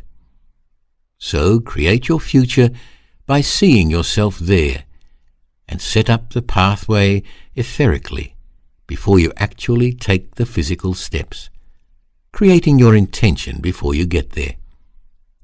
This way you know what you want. The light intelligence knows what you want, the angels know what you want, and your guides can help you get it. When you start to do this, young master, you will see a vast improvement in your life, and you will meet the right people at the right time, as everything will have a divine timing, as the universe conspires to help you with all the good things in life. Will you start doing this, young master? Give it a try and see what happens, and you'll be pleasantly surprised, said the sage with a big grin on his face. Yes, I will give it a try. Good, young master, good. Every day is a great gift on this beautiful planet, if we only tune into her. She offers so much that you will be awestruck by just taking the time to notice what is around you, using your 5 senses, and becoming part of her and flowing in her biorhythms. As sure as the sun comes up and goes down, so too do we sleep and wake, and every day we awake, we can add new brightness and joy into our individual lives, if we so choose to. There is always constant movement. Nothing stays the same, and we too are constantly moving and learning and going through the seasons of time, growing, bearing fruit, letting go, hibernating, and growing new ideas. And so on life goes. A never-ending world of movement, like the spiral moving outwards with no end, moving into infinity. Each new day is a day for you to add to your jigsaw piece within your puzzle picture, and only you can decide what it will look like in the beautiful and chaotic world we are living in. Stairway Key. Young master, said the old man, the pyramid is a symbol for transformation. All the steps that make up the pyramid are just extensions of the one great spirit. Which step you want to be on is up to you. Only by learning the lessons that each experience offers you on each step can you move to the next level or plane.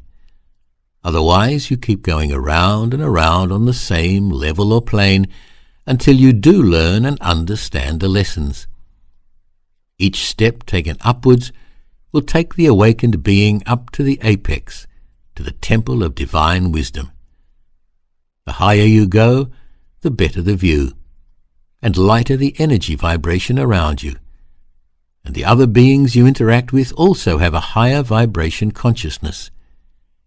This is the place known as heaven, the many mansions of the Creator. There is no shortcut to reaching the apex. It only happens by taking your time and becoming aware of your thoughts, actions, and deeds, and making corrections where you need to, forgiving when you need to, being of service when you need to be, having compassion when you need to, and being the love vibration you are all the time. The lighter you become, the higher you will ascend. So start to open your wings and reach great heights, young master. You will be glad you did. As you take these positive strides, the stairway will build itself under your feet as you take each step forward and upwards into the divine consciousness of all that is. Do you want to climb the stairway, young master? Do you want a better view? Do you want to ascend into the love vibration? Yes, I do, said the boy. Excellent. Just take one step, one at a time, and keep moving forward, and you will soon find the way upwards. And after a while you will see the path will open up for you as if it was happening by magic. Energy key. Young master, explained the sage, everything is energy experiencing itself. En equals in, ergo equals work. So energy is in work or inner work. It's the source of our movements. Your hands and feet get your mind to where it wants to be, either by being consciously or unconsciously aware of being the servant to the mind. What does your mind command? Are you in control of your mind, or is your mind in control of you? There is a very big difference in that statement, so I will say it again. Are you in control of your mind, or is your mind in control of you? Or do you allow someone else to control your mind? You are energy, soul energy experiencing itself. Your mind is just like a magnet. It pulls and pushes vibration. Now, when you are operating in a positive vibration, you will pull positive vibrations to you. As well as if you are in a negative vibration, you will attract negative vibrations. Negative vibrations will push positive vibrations away, but negative vibration will want the positive vibration to lift it up. A negative person will try to take the positive energy away from a positive person to uplift himself, to make him feel better. These people are energy vampires, so become aware of them and what they are doing. Sometimes they are aware of what they are doing, but most are not awake to their actions. Rather, you send them love and light energy to raise them to your level than allow them to take your energy away, so you end up at their level. This way you help them with their karma, and you offer your energy for free. And what you send out must be refilled, and you will feel better, and they will feel better. And their attitude will change towards you, and they won't be sure why. You are the divine creator of your energy, so become aware of what you are creating. Do you understand this, young master? Yes, I think so. Just remember, if you are always operating your life within the love and light energy vibration, then know that life will be good and uplifting, for not only yourself, but everyone you come into contact with.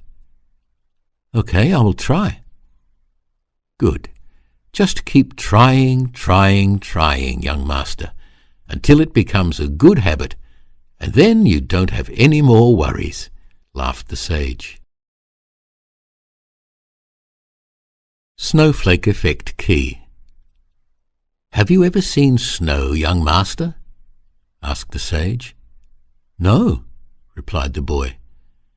Well, snow is frozen water turned into ice flakes, and is very beautiful when unspoiled, said the sage. Life is like a snowflake falling onto a mountain peak. You earth yourself, and you exist there with all the other snowflakes. But if you are a positively charged snowflake, other snowflakes will be attracted to you. This creates more energy, and the joining of this energy will become stronger and stronger the more other snowflakes join your energy.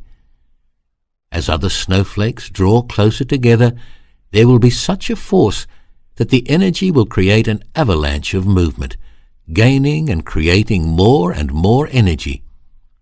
By being positively charged, you can accomplish anything you set your mind to.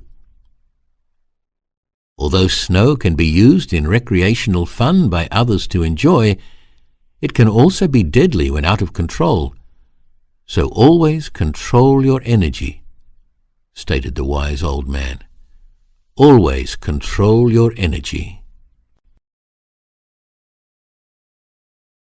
Transformation Key. Young master, if you have the passion to do something, then your decisions will give it power to happen. You just need to know what your passion is. Now is a good time for you to think about bringing transformation to your life, as you cannot carry on the way you are looking at life. Otherwise there will be such a waste of a beautiful, creative and divine soul making an early transition when there is so much more for you to experience here on this plane of life. You are at rock bottom now, which in a way is good, because there is really no other direction to go except sideways and up. So no need to worry about going backwards or downwards anymore. So let everything go that is holding you back, anything weighing you down, anything that is not of light energy, love energy, and supportive energy. What happens if you jump into a body of water and you are attached to an anvil? You will sink. But if you let it go, what happens? Well, it's not too late to let that anvil go, so you will float back up to the surface where you can breathe again. When you do this, you will create a huge shift in your life and your vibration. You will create an alteration in your energy print, and with continued modification, you will improve your life and your surroundings. And when you start to feel and see your desired improvements, this will strengthen your resolve to flourish and be the best you can be in your life, without worrying what others are thinking. Holding on to what others say to you is equal to the anvil that you are holding and jumping into the water. Remember that if you carry out your desire by placing that rope around your neck, like you were going to do before I came, then you wouldn't care what people think anyway. So now have the same attitude and do what makes you happy. At the end of the life, you have to answer for your own thoughts and actions and deeds. So make your life how you want to, and with your integrity live your life from that starting point. It is like a caterpillar that lives on the ground and foliage of plants. It just exists there, eating and eating. Then one day it starts to spin silk around itself and places itself in a cocoon, where it starts to go through the metamorphosis of transformation. And when it has fully developed, it finds its way out of that space, and its life becomes different. It has a different imprint, different function, and different purpose. Instead of just eating leaves as a caterpillar that seems like destruction, it now pollinates the plants to help bring about new life and food for other living creatures, including us, man. So the humble butterfly has a worthy cause and a worthy life, not only looking brittle and beautiful, but fulfilling a divine purpose for continuation of life on the divine planet called Earth. Now you can use that rope to wrap around you to create your cocoon, and when you are ready you will come out and break free and fulfill your divine purpose, also being brittle and beautiful. Brittle on the outside, but beautiful on the inside, which will radiate outwards for everyone to see and feel. And you will help in the continuation of life, as the humble butterfly does. All you need to do from this moment on is to alter your thoughts to those of you are worthy, you are love, you can offer love, you are light, you will light other beings' paths, and you are peace, and you can live in peace. And the rest of the good vibrations will be attracted to you to help bring about your transformation. So, like the life cycle of the butterfly, which has 3 stages, so do we. We start as a baby, then become the teenager or student, and then we leave home and become the teacher, as well as staying the student, co-creating our lives. And we can also help other beings in their lives, but we should stay humble and only help those who ask for it or need guidance in it. "What do you choose, young master?" smiled the happy old man. The old man put his palm out towards the boy who was about to speak. "No need to say anything, young master. Hold your words. Actions are greater than words. There is so much to look at and to do in this life that sometimes we become defragmented, and our energy is everywhere. We don't know what to do, where to go, as there are so many options. So you need to find a way to pull yourselves back together to be able to create something worthwhile and meaningful in this lifetime. The way I like to look at life is through the eyes of photographers who use the camera to choose the subject that they want to capture, and then they narrow down the view and bring it into focus, concentrating on one subject, focusing on one thing at a time, doing one thing at a time. They then prepare their shot, focusing on the subject at hand and getting all the conditions and settings right before pressing the button to capture the desired picture. It takes a lot of trial and error before capturing that perfect shot, but they keep practicing and keep trying new settings, new angles, new speeds, new distances as well as different lenses, and then put all that knowledge together with the correct amount of light and speed to capture that perfect moment in time. So too should we focus on a project like this, one at a time until completion, until we reach our goal that we have set, and then move on to our next project. Do you understand what I am saying, young master? Yes, I think so.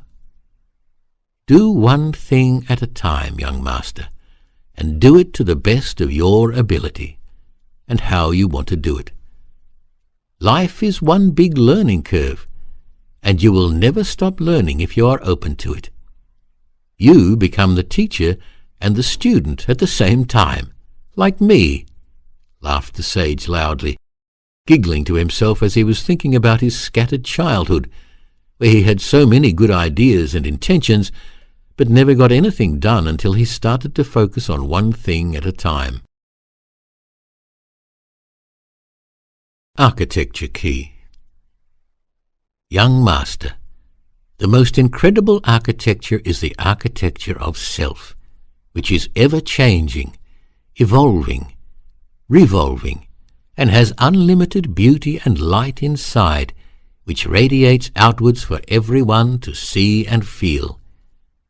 With every breath in, you are adding to your life, and every breath out, you are releasing what is not contributing to your life. Every breath is a rebirth.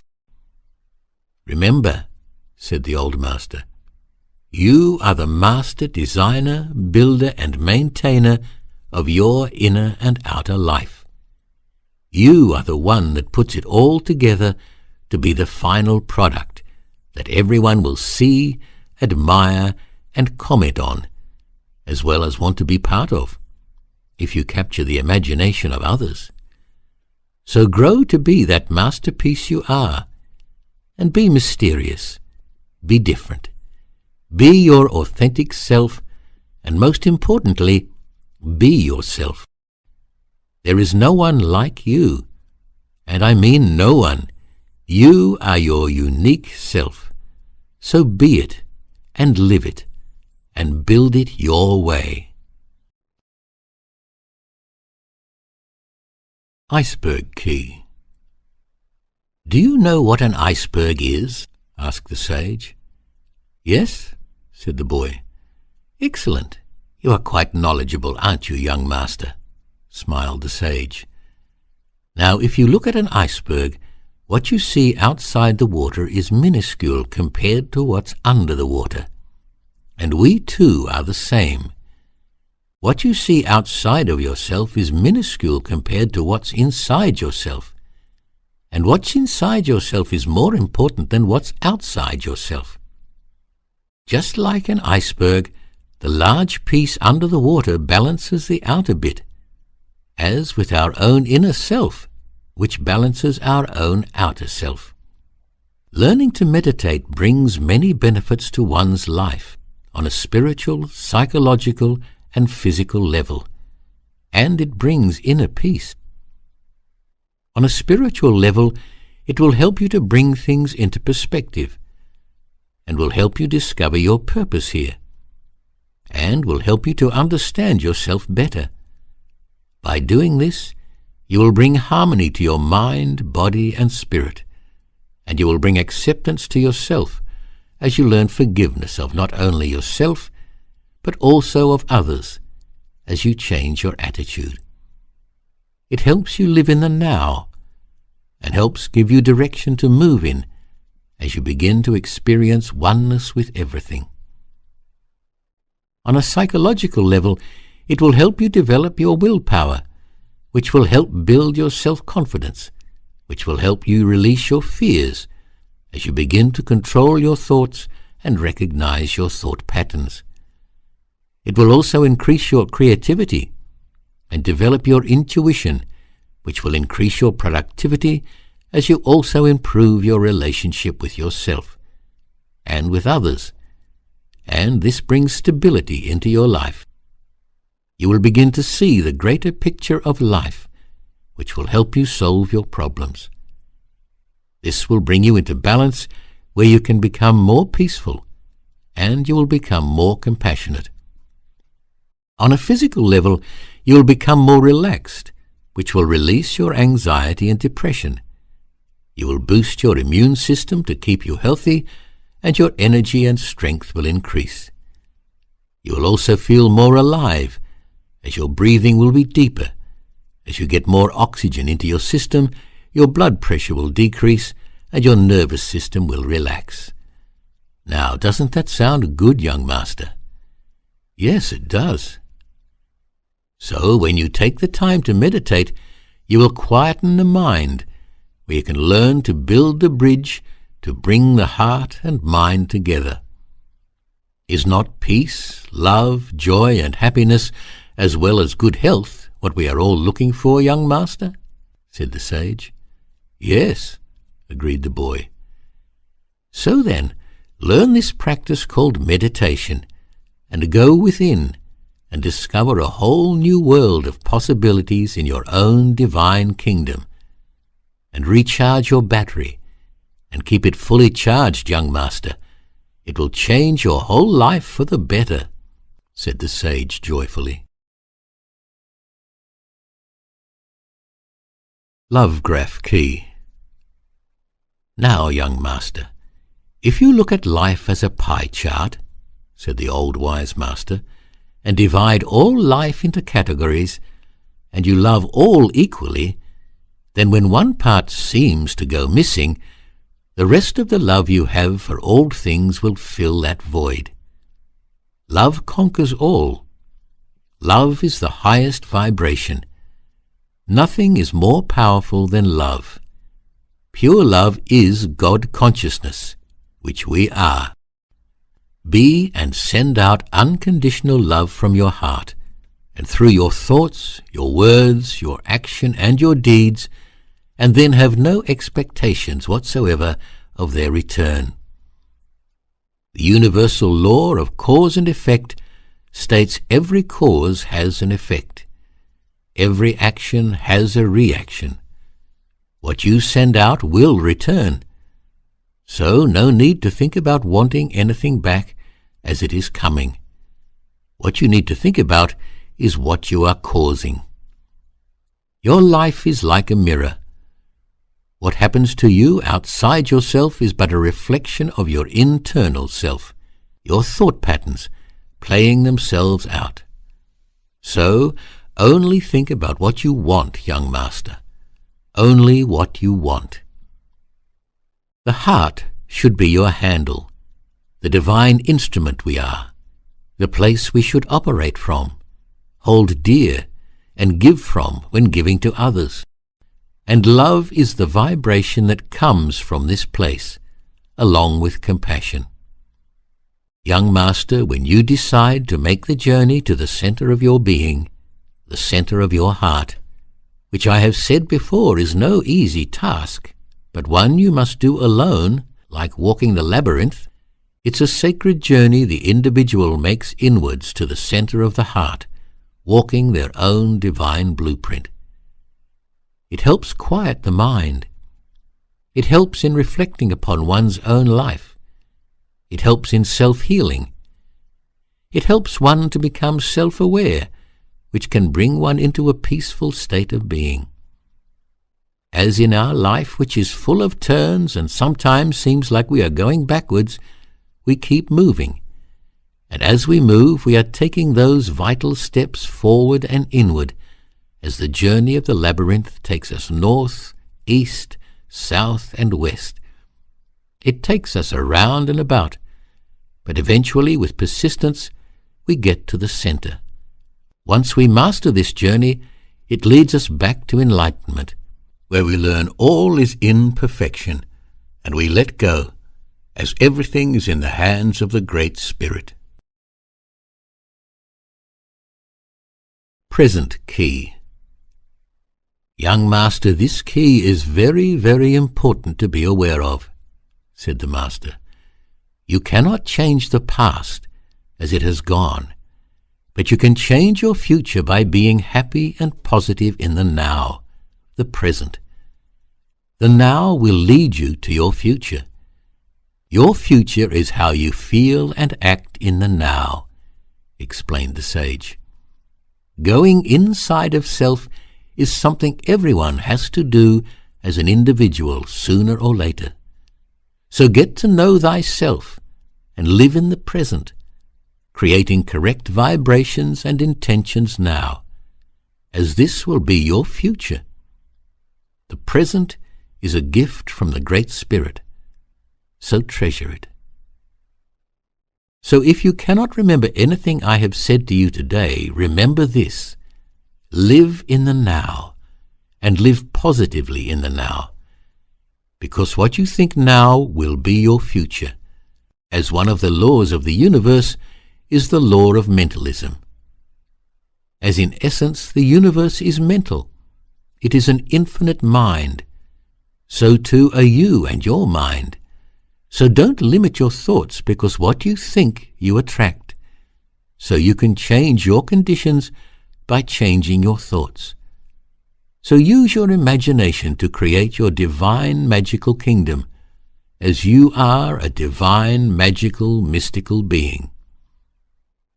The old wise man kept looking at the young boy with a grin on his face, stretching from ear to ear. The boy looked up at the sage, and a grin appeared on the boy's face. Weight key. Is the world on your shoulders, young master? Asked the old master. I want to change the world to be better, said the boy. Well, then you are a victim, young master. You should be standing on top of the world, where you become a volunteer. Learn to let go. Everything is in the hands of the Great Spirit. There are many forces at work that are in perfect order. Remember, karma is at play. Weigh up your own thoughts and live the life you want. You cannot change the world. You can only change yourself, and set an example for others to follow if they so choose. So let go the weight of the world, and be light as a feather and fly. Many a master came before us, and they never changed the world. They changed themselves, and led by example. They passed on their knowledge to those they deemed worthy, and those who could recognize the master's intentions and could see the benefits in following in their footsteps, until it was time to go their own way and share their knowledge their way. And so the process goes on. Let go of that anvil and rise above the dense vibration into that of the light and weightlessness. Do you want to be the victim or the volunteer now, young master? The volunteer, said the boy, smiling. Excellent choice, young master. Actions speak louder than words, although words are very powerful. Poison Key. Young master, I didn't have anyone to talk to either when I was young. I grew up in a war where people were killing each other, and things were very dark and nasty, so I kept everything in myself and just watched what was going on around me. By allowing someone else to affect you by their words means your self-esteem may be low, but that's okay. Just acknowledge it, and then you can start to change it. Just remember you are already a winner because you are here, and you are already a perfect soul, and you don't need to prove yourself to anyone. Just become aware of your thoughts to make sure they are always positive, and if they are not, become aware they are not. Then turn them into positive ones. It is a step-by-step process, and one needs to keep practicing every day, like in anything you do and want to be successful in. To be good at anything, one needs to practice, and positive thinking is the same. Try, try, try. Practice, practice, practice. You are one big magnet, so what you think, you will draw to you. Good or bad, positive or negative, love or hate, and so on. It is very easy to hate, judge, complain, blame, and be negative. And what's more is these energies destroy. Negative thoughts, actions, and deeds create emotions, and these emotions will eat you away, kill you off slowly, and bring disease to yourself. It is very hard at first to be the opposite, which builds and complements, but take it on yourself to change that, and challenge yourself by starting to be the opposite, which is love, non-judgmental, taking responsibility for things you say and do. Start to be positive, and look for the positive things in life. They are there, but you need to change your belief system. By doing this, you will no longer poison your system. You will promote growth and health within yourself, and you will flourish and blossom. Look, I am nearly as old as this tree, joked the sage, touching the tree next to him. Magic Tools Key. One of the secrets of life is to have a selection of magic tools at your disposal, young master, and life is full of them. One just needs to recognize them when one sees them, said the sage. I will tell you about a few of them, but there are many more which you can find for yourself. Be open-minded. Become non-judgmental. Have unconditional love for everything. Be respectful. Only speak your truth. Have passion for all life. Be peace. Use your imagination and creativity. Learn to laugh at yourself. Have a willingness to learn. Give service to others. Apply brotherhood and sisterhood to all you meet. Have humility. Have enthusiasm. Offer blessings and be light to others. Do you understand all those, young master? As they are very important and very, very powerful tools to use in your life. Yes, I think so, said the boy, nodding. The old man carried on speaking. Good. Also raise yourself out of your color, religious, and cultural box, and move into the realms of oneness and unity, and into that of humanity. For not only will you change your life, you will become a beacon for others to follow. The sword and wand are two instruments that are useless unless you use them. It is how you use them that makes the difference. The sword can be used to kill, but it can also be used to defend, and used for creating a furrow that seeds can be dropped into. The wand is powerful in both the positive and light use, and in negative and dark use in magic. It all depends on the intent sent out from the Creator, the magician that uses it. Magic is the movement of energy, and you are the magician, the creator of the magic that is used. We are all magicians, but just on different levels. So is your magic intent in the realms of the light. Do good and be creative and not destructive. Everything has a double edge or use for it. So what will your intent be in using each instrument, including one of the mightiest tools known to man, the humble pen? How do you feel knowing that you are a magician, young master? Asked the sage. It's good to know, said the boy.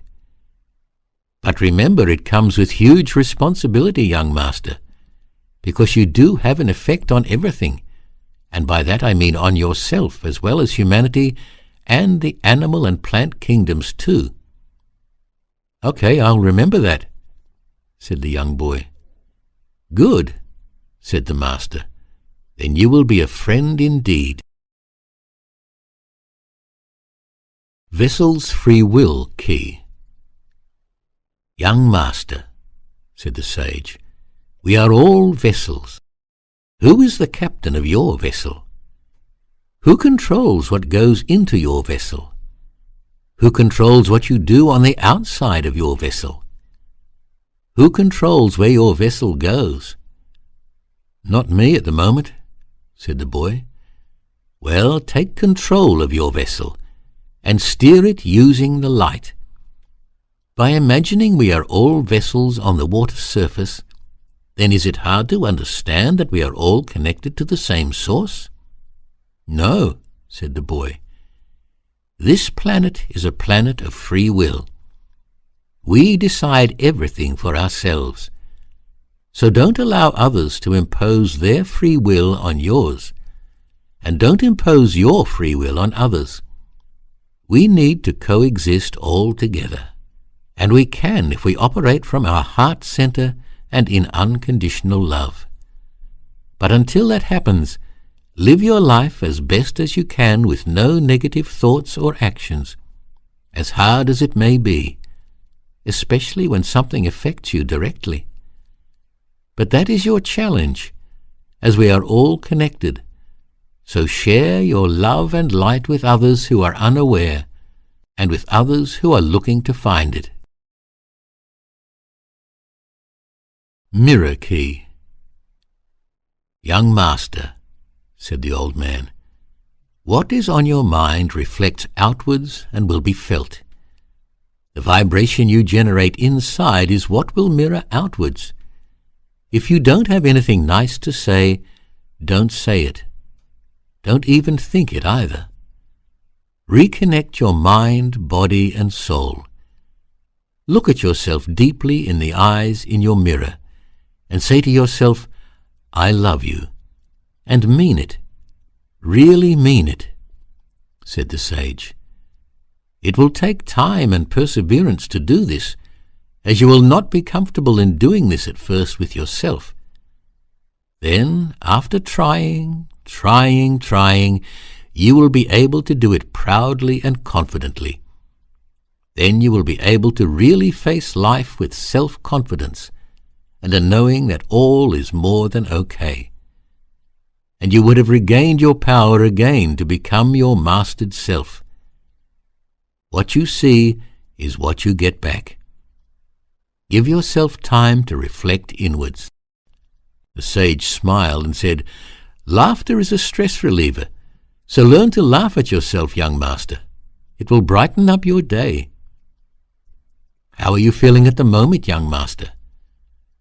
I'm feeling energized but lost for words. "That's okay, young master. Actions are better than words anyway," laughed the sage. Rainbow Self-Key. Young master, you have both masculine and feminine aspects within yourself, the yin and the yang. The yin is the female part of yourself, which is receptive, and the yang is the masculine part of yourself, which is active. You need to balance these energies together to become one. The right-hand side of the body up to the neck is the male side. The left-hand side is the female side. They cross at the neck area, and the right-hand side of the brain is the female side that is creative and artistic, and the left-hand side is the male that is analytical, the side you are trained to use at school. So you need to merge both sides to be analytical, but also to be creative and artistic. You must tap into the huge resources both offer, as you need to give and take, omit and receive. Men need to balance their male self with their female self, and women need to balance their female self with their male self. You have many layers and aspects to yourself. To master them, you need to turn inwards and peel away the layers to get to the center where you will find goodness, freshness, and exotic beauty. Each of these layers holds different energy vibrations and is a different color frequency. You have to go through all these different colors or levels or layers in yourself and learn the lessons that each contains, gaining the experiences that each offers on that level. Mastering and learning these different levels will move you up through the eye of the needle to the next level, plane and ledge of knowing. At the end of this rainbow, you will find the pot of gold. The pot of gold is your halo, which is the mouthpiece to the Great Spirit. So start taking this journey inside yourself, up the color spectrum, and open your wings, and fill your star self up with rainbow light," said the old man, pointing to each place on his body where each color is housed. There are 7 major subtle bodies, which cannot be seen with the naked eye. They join the etheric with the physical, and are connected to every part of the body, and each center relates to a certain part of the body. Each vibrates at a different frequency and has different effects, and each has a different color, as in the rainbow colors. Hue equals color, man equals human. So we are actually colored beings, and I will briefly explain them to you. These chakras are who you truly are, young master, so take the time to discover them. When you do, you will get a better understanding of who you are. When you get sick or have disease, then you know one of these energy centers is blocked, and this then causes the symptoms to show up in the physical body, if not unblocked in the etheric body first.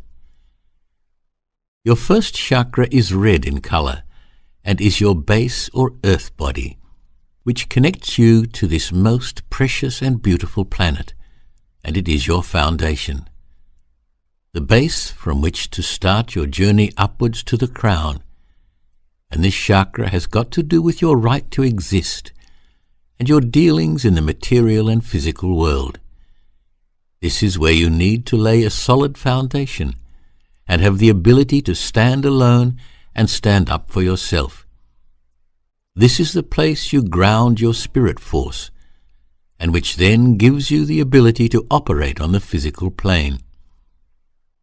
This is where we have the fight or flight reaction to a situation.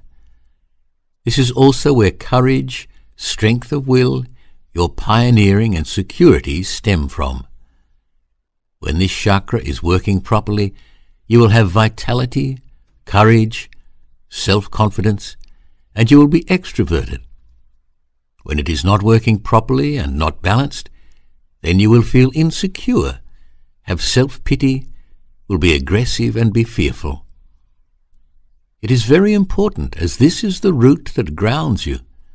It is your foundation and is important for your survival and self-preservation. It gives you presence and helps in your security and prosperity.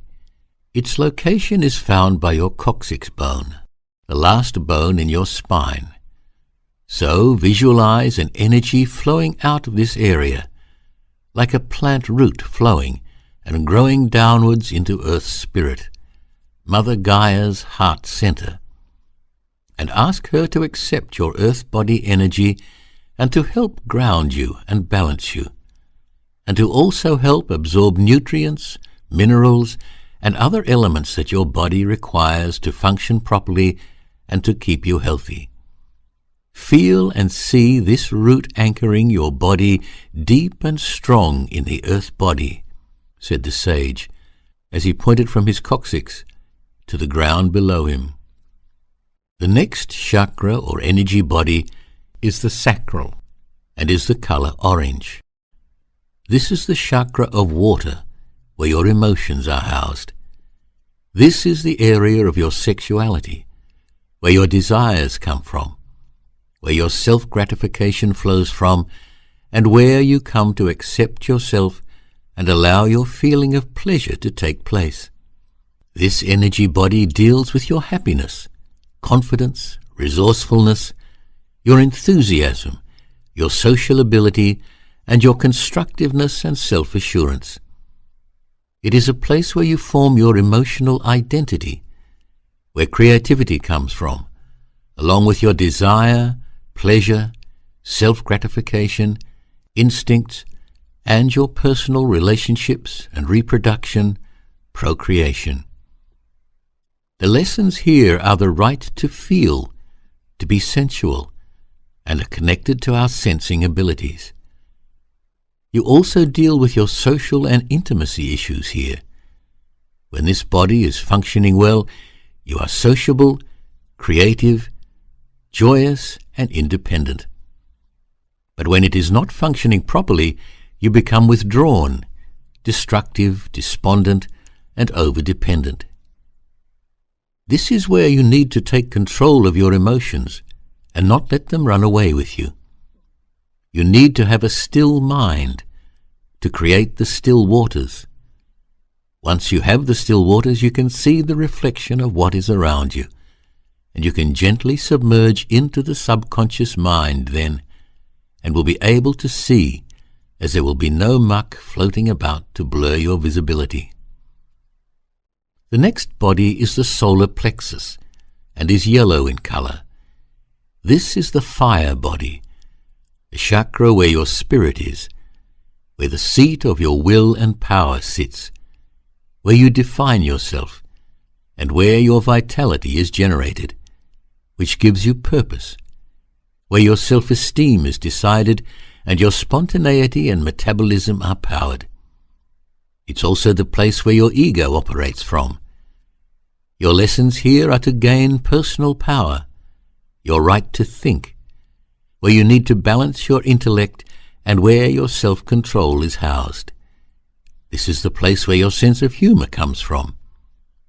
Here you must take the reins and be confident and control your life. When positive, you are alert, optimistic, confident, and good-humored. But when negative, a feeling of inferiority comes in, and you begin to be over-analytical, sarcastic, and you become pessimistic about your life. You are a spirit, having an earth experience, so allow the clarity and wisdom to come through, as this will give you self-esteem to be all that you want to be. The next body is the heart, which is colored green and pink, the chakra of the wind or mind, the place of intellect, the place of reasoning and understanding objectively, the chakra dealing with touch. This is where love, self-acceptance, compassion, balance operate from. It also is where you must develop self-control and understanding. You need also to be able to adapt, love, have compassion, be generous, humble, romantic, and sympathetic from this place, as well as loving nature. It is your social point, a place where relationships happen, relationships with yourself and with others. Which way is the wind blowing? The wind being your thoughts. The lessons here are to accept yourself, learn to forgive yourself and others, have compassion, self-control, and to love unconditionally. It is all about the quality of love from the past, the present, and the future.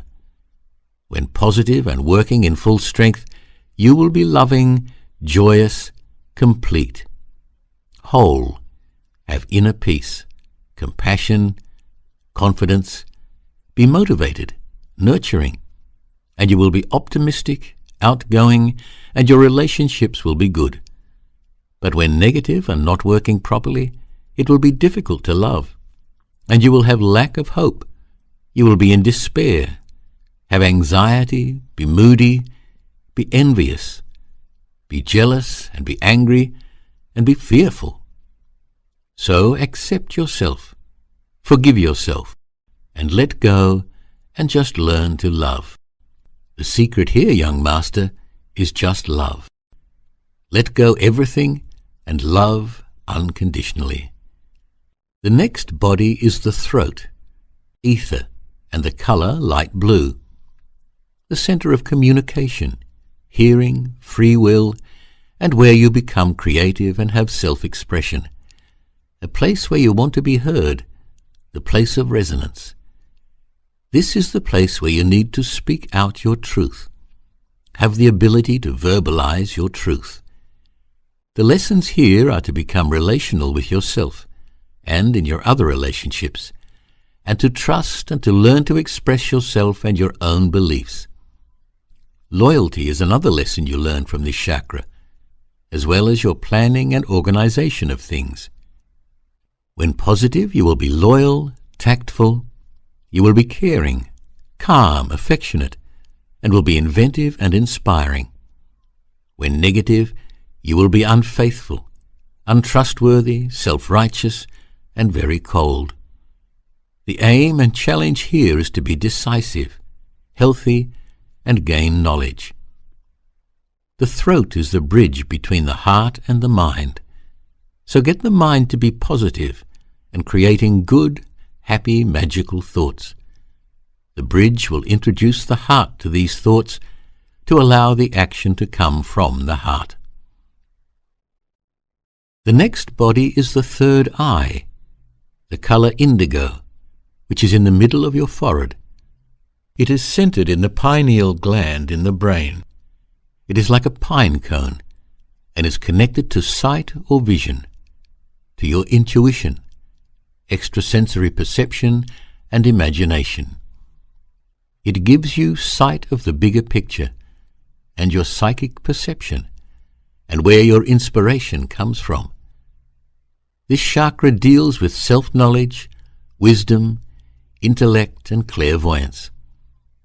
The lessons here are your right to see, to trust your intuition and insights, to develop your psychic abilities. It also deals with your own self-realization. When you are positive and this chakra is working properly, you will have a highly tuned intuition. Be faithful, clear-sighted. You will work with integrity and be open-minded. You will have understanding, and your insight will be full of action and ideas. When not working properly, you will have an inability to trust, have very little intuition, your mind will be scattered, and you will have blinkered vision. So you need to release any negative thoughts that are hidden and repressed. Start to visualize a better future for yourself. See it happening. See the changes taking place in the mind's eye. The crown body, which is the color violet, is found on the top of your head. It is the chakra of awareness, thoughts, self-knowledge, wisdom, and your connection to consciousness. the universal and spiritual connection to all that is and will be. It connects you to the higher dimensions and bliss. This is the magnificent place where beauty, creativity, inspiration come from. You learn to be thoughtful and understand, and become one with the universe, and then you have the ability to learn quickly. This is where inspirational leaders, humanitarians, visionaries, and strong-minded people operate from. When positive and working to your full potential, then you will have reverence for all life, be self-sacrificing in service to others. You will be able to be idealistic and see the appropriate route for the benefit of the higher self. When negative, you will have no concern for anyone or anything. You will be very controlling and will want to be superior to everyone, and will have a lack of reality. So this is the place where empathy and unity play a major role, and you become peace. You gain self-knowledge, and use this knowledge through your wisdom, and are one with all that is, including the Great Spirit. The lessons here are the right to aspire and be what you want.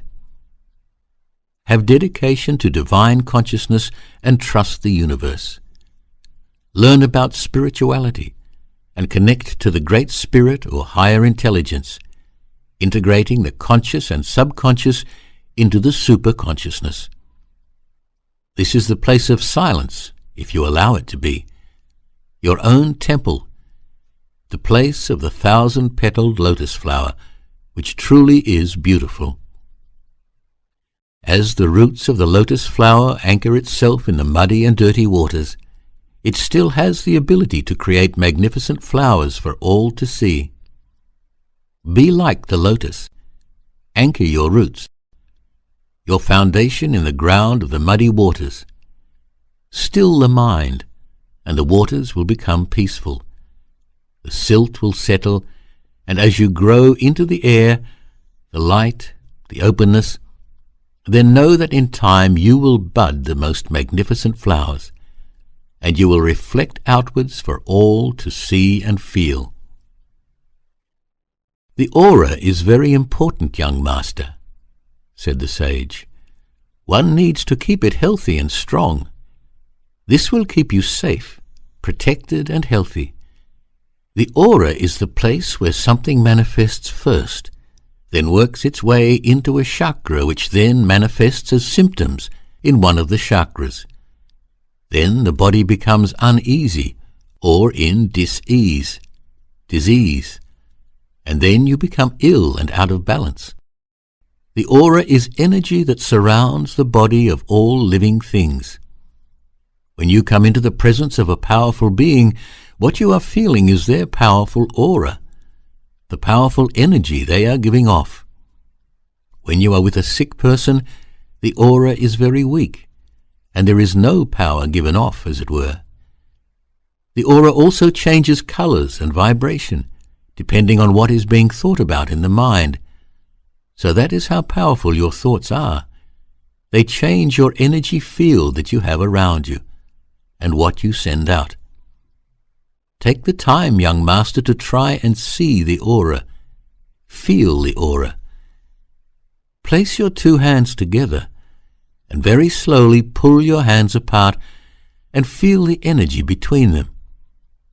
Then slowly move your hands closer and further away again and feel the build-up of this energy. Well, that is the energy you have and will continue to create until your passing. It is up to you how strong and healthy this energy is. Visualize your aura strong, bright, and healthy. See it like a balloon around you. Every day in the morning and again in the evening, visualize this balloon or cocoon of white light around you. It will help keep you safe, help keep you healthy, and help keep negativity away from you. Your aura is your protection shield, young master, so look after it and get to know it. So you see, young master, there is so much more to you than you ever thought. smiled the sage. Yes. So now you have something to focus on, instead of meaningless thoughts that only make you chase your tail or make you depressed, said the sage, still smiling. Get to know yourself. Get to know your chakras, and you will know thyself, and you will become a powerful master.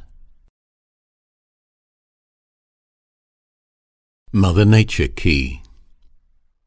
Young master, when you are feeling down or blocked in creativity, go do something outside in Mother Nature. Go for a walk, a run, climb, surf, or just sit against a tree, or on a rock or a piece of ground you are attracted to. This gets the energy moving and unblocks the stagnant self. Mother Nature's energy is a great healer and inspirer to one's soul's purpose. So get out there and interact with her. Her spirit is called Gaia, as I have said before. She holds you, feeds you, and brings all you have in this earthly world into being.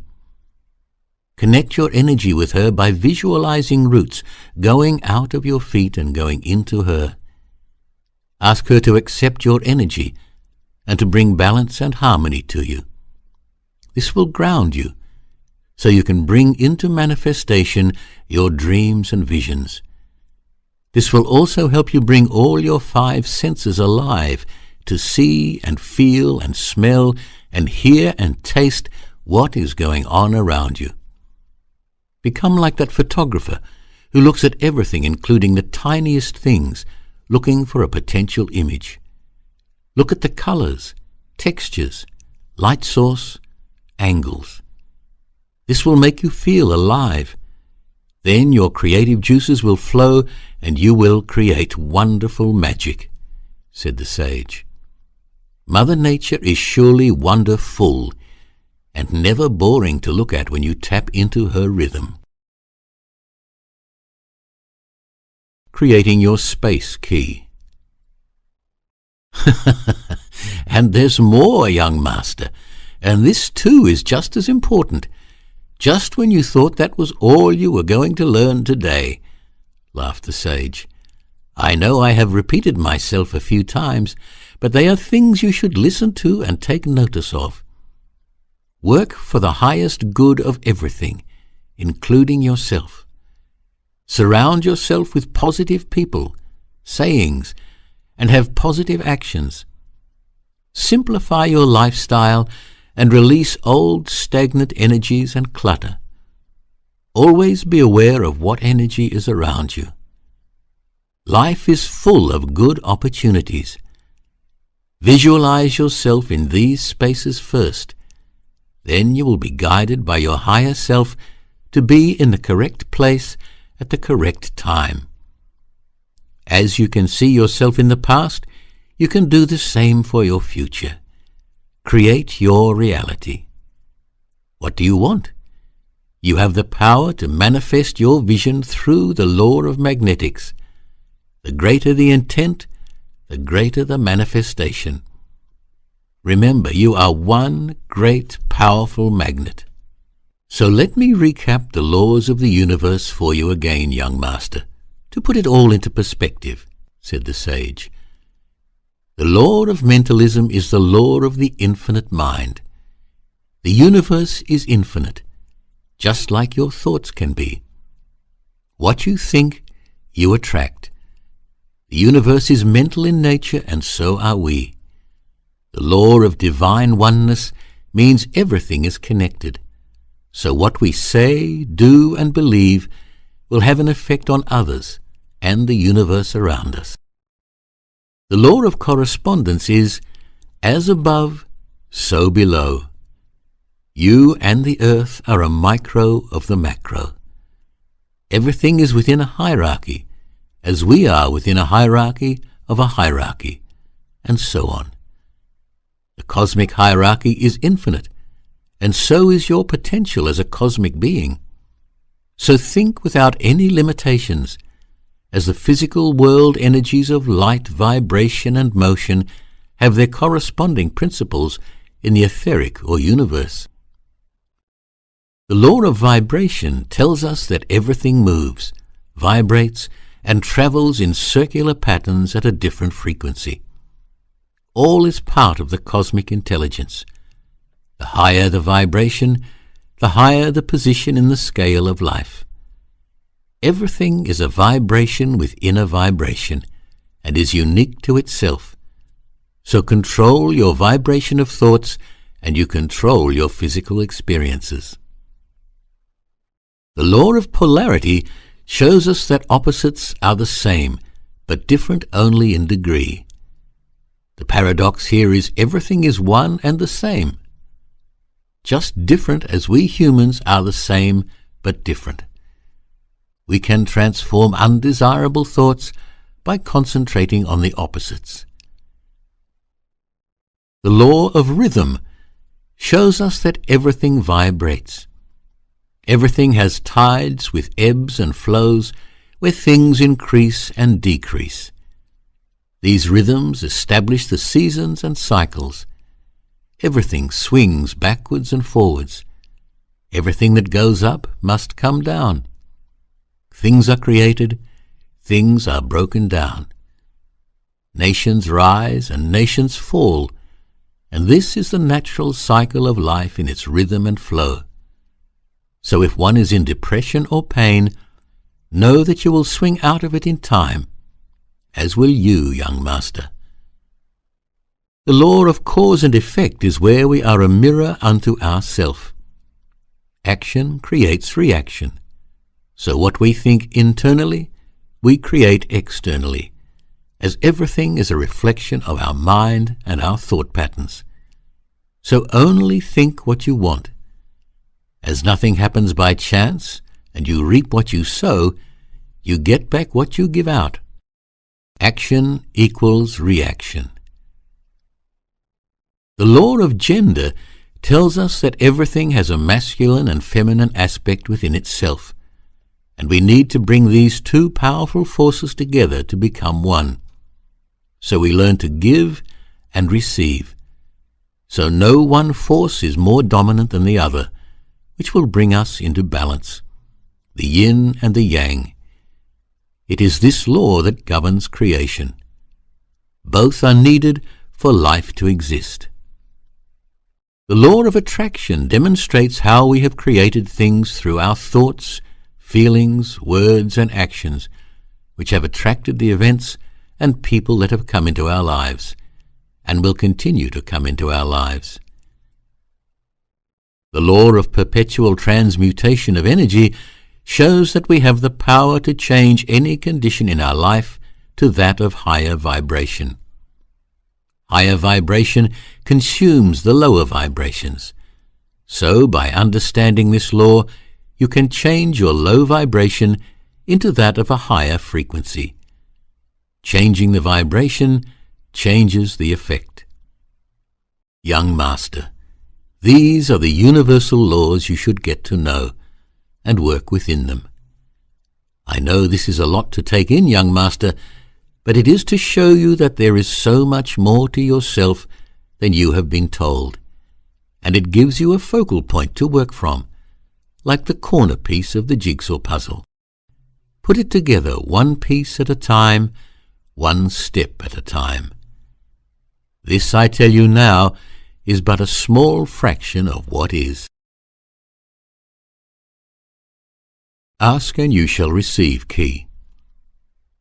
Young master, always remember you are not ever alone, said the sage. You have spiritual guides and angels assigned to be with you for your whole life's journey, but one is always with you.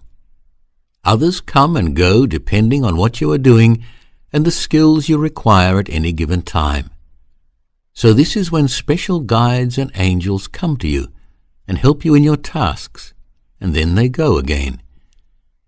We also have our ancestors who walked these plains before us, who will always have our best interests at heart, even if we did not get on with them when they were alive, as once in spirit there is only love. We also have animal guides, animals that were a part of our lives, as well as powerful spiritual animals, that walk beside us in our daily life to guide and protect us. So learn to speak to your angels and spirit guides. They want to help you, aid you, and give you as much love as possible. But they cannot really help you unless you ask them to, as we live on a planet of free will, and they will never infringe on your free will.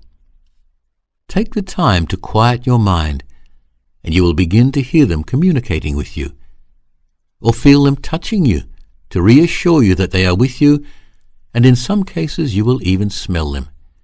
They also communicate with you through your dreams, so start to notice what is happening in your dream state, as there are lots of messages being passed on to you. The angels also test your fear level in your dreams. The Archangel Michael is the grand archangel and will always help you in time of need by just calling his name. He is the great angel of protection, so ask him to walk beside you, giving you guidance and protection. He loves doing this for all mankind, and he can be everywhere at any given moment. Archangel Raphael is the master healer, so call on him to assist in your healing, young master, and get to know who the other archangels are and what they love to do to help humanity. The universe only supports action, and know that the guides and angels are not going to do things for you. You need to live your life and do things yourself. They are with you to aid and offer support to you, and to help make things easier, to help bring things into your life and to protect you. But be aware, not your possessions, only your life. It's also very important to thank them, although they don't do it for your thanks. They do it because they love you. But a thanks is always welcomed. As you know, when someone says thanks to you when you help them, you feel good. But we don't expect the thanks. Ask for help from the Great Spirit, and you shall receive better than you can imagine. And it arrives at the perfect moment. Maybe not when you want it, but when it's perfect for you in each situation. The Great Spirit offers pure love and bliss, but you need to ask for it to obtain it. So, young master, remember, the power of you is determined by you, and a wise man works with what he has. He uses what he knows to create all that he wants. So, young master, don't become a hamster running around on a treadmill getting nowhere. Use these keys to get out of the engraved bad habits, your limited thinking, your self-created box, the box you have been placed in by others and which you are now stuck in. Change your life by changing your habits and engraved thoughts. Your mind creates happiness, so do things that are meaningful and fulfilling. So find out what is meaningful to you and do it. Be it. Live it. As you evolve and revolve slowly, you don't have to announce your changes. Do it quietly and be subtle in your approach. Remember, if you plant a lemon seed, you can't expect to get an orange tree. Work on your relationships with yourself first, then with other beings, your work, animals, and the food and liquid you take in. You know you better than anyone else does, and you can shift you with a little mind work. Work smart, not hard. Recognize your own nature essence and love it and get a sense of humor. Don't cling to the past, as nothing is permanent. Everything is shifting form, and problems will persist until you turn around and face them and go through them to release the old energy. You cannot suppress things for long, but you can let them go. Transcend your cultural and religious boxes and limitations. You cannot run away from your problems, as you are always with you. It is easy to be negative and to judge and have all the other nasty traits, but very difficult at first to always be positive. But it is more rewarding in the end. So regain your sovereignty, because for enlightenment to happen, It requires you to be both the king and queen of your world, the world of unconditional love. You are a divine spark of life, so connect with the essence of who you are, and that is unconditional love. And be at peace as you move towards your destiny, and have gratitude for all you have and have done, and develop compassion for all living things. This is a positive and uplifting way of life. So, young master, said the sage, there is my master key that can open many openings for you to take you into the realm of the divine kingdom. Once you shift and change your attitude and use the key, you will see your life shift, as well as the other beings that will flow in and out of your space. It is a beautiful and wonderful vibration to be in once you take action in using it. I don't really know what to say, sir, said the boy, overwhelmed. You don't have to say anything, young master, and I am not a sir. I am equal to you as I am a divine, mystical, cosmic being like you, on my journey, and it's been a pleasure to share but a moment of yours. It's just I have travelled further and longer than you, and I have encountered some great teachers who have taught me about life and about me. So thanks are welcomed, but not needed, smiled the master. What would please me more is if you put these sacred keys into action in your own life, winked the sage, smiling. Rebirth, Art of Dying. Now, before I take my leave of you, I would like to pass on something equally as important, said the wise old man. The art of dying is something that should be worked towards. So embrace death. Don't fear it. Most people fear the unknown, but you can prepare yourself for your future incarnation. What I mean about this is that when you understand how the laws of the universe work, then you will live within its laws, so that you can have a great rebirth free from any baggage or karma from past actions.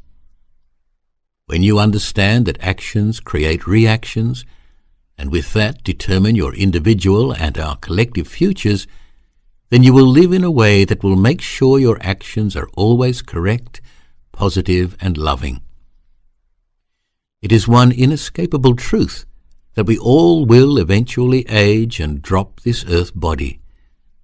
But your soul carries on the journey, and it takes with it all the lessons you learnt and didn't learn, and you will reincarnate again in some other time and place, and you will be assigned these lessons again and again until you learn them, and go up through the eye of the needle, as it were, up to the next level or plane. The universe keeps balancing itself, and we are all part of the universe and its balancing. Reincarnation is a way in which you heal and balance aspects of yourself that you didn't get right the first or 10th or 100th time. You also bring about balance with other beings for what you did to them or they did to you. Karma is the universal way of balancing our lives by doing unto you what you do to another. It teaches us that the way we do things and behave is the reward we receive back, either positive or negative. Karma is one of our greatest teachers and works in conjunction with our free will, so we don't have the right to interfere with another person's free will. And when we do, karma steps in and shows us what the interference is like by it happening back to the individual who interfered in the first place. Each and every individual will bear responsibility for their own actions. So where it says an eye for an eye and a tooth for a tooth, it means what you do will be done unto you by the law of karma, or law of cause and effect. Karma can repay itself back in this lifetime or lifetimes to follow.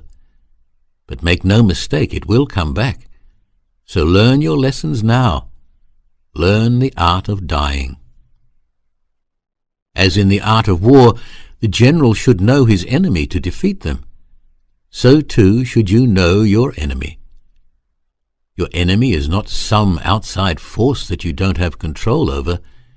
Your enemy is inside of yourself, and when you can acknowledge this and come to terms with it, then you can start to make peace with them. But first comes the awareness of who and what they are and what their powers are. Here are but a few very powerful forces that each of us must deal with: anger, anguish, arrogance, attachment, blame, dishonesty, domineering, envy, fear, gossip, greed, hate, impatience, insincerity, jealousy, judgment, lust, pessimism, pride, revenge, self-centeredness, stagnation, lack of discipline, violence, wastefulness, and unreliability. Our ego is part of us that is there to keep us protected, and it thinks it runs the show. It thinks it is the master, and it is if you allow it to be. Now the ego's energy does not pass through the heart. It bypasses the heart, and it wants to feel all these emotions so it can feel alive. But when we let the soul take the reins and become the master, which it truly is, then the energy passes through the heart, and it puts the ego to sleep. This is the energy we should be operating in, the soul energy, which works with and through the heart center. When the energy is operating through this energy center, then we stay balanced and healthy. When the enemy is in control, we allow the poisons to cause dis-ease in our body, creating disease, so that we need to open the heart center again and put the ego to sleep and bring back the ease into our bodies. When the energy is flowing, we stay healthy. When the energy gets blocked and stagnation occurs, then we get sick. Unconditional love is the Great Spirit's consciousness and is divine. We can be this divine energy if we so choose, as we are it. But sometimes we just disconnect from the source. So what should our inner goals be? Asked the sage of the young man. I'm not too sure, replied the boy. Love. Good, young master. Yes, love. Not conditional love, but the highest love of all, which is unconditional love. We need to work towards having a pure heart, with no hidden agendas, no ulterior motives. Have humility and be humble, which is the energy of self-love, to work with integrity and have compassion. Have you heard about the story of your inner wolves? Asked the sage. No, said the boy. The story comes from the Red Indians. The story is about a very powerful positive wolf and a very powerful negative wolf, both competing for the owner's attention, and one of them wins and the other one doesn't. The one that wins goes on to accomplish many things. Which one wins? Asked the boy. The one the owner feeds, said the sage. So be careful which one you feed, as you too are the owner of your two wolves, as we all have these same wolves inside each and every one of us. So, young master, said the old man, know thyself, as the most important thing in your life is your own being. Without knowing the essence of your being, your heart will always remain empty and dissatisfied. Without recognition of who you are, without inwardly awakening, you stumble like a drunkard through a maze of meaningless limitations. We are all on a journey of self-discovery, and one of our main tasks is to create peace and unconditional love within ourselves, which will bring us into our mastered self. This master key will unlock your chains and shackles and bring you the freedom you seek, the old man whispered, as if he didn't want anyone else to hear. I have told you that which will change your life. Now it is up to you to use the key to release yourself and walk through the door of knowledge and wisdom. But ultimately, it's up to you to do what you want with my message. Do you have any questions, young master? Asked the sage. Yes, said the boy. What is my purpose for being here? Good question, young master. Your purpose here is to be yourself and to know yourself. Experience yourself, to learn the lessons of all that confronts you, the good, the bad, the beauty, the ugly, the light, the dark, the positive, the negative, and all the other things that come your way or pop up in your life. Every single thing that happens in your life is a lesson and a chance for you to experience the experience, so you can move up into a new vibration, a new level of knowledge or ledge of knowing. The whole object of life is to become whole, complete, one back with the Creator who is whole and one and is everything. Your purpose is to understand the workings of your inner self and to overcome your limitations, which are mostly self-created or come from people, groups, and organizations that are trying to impose their will on you with their ideas, teachings, and dogmas. And let me say, be very careful about any person, group, or organization that tells you this is the only way, the right way, and any other way is wrong.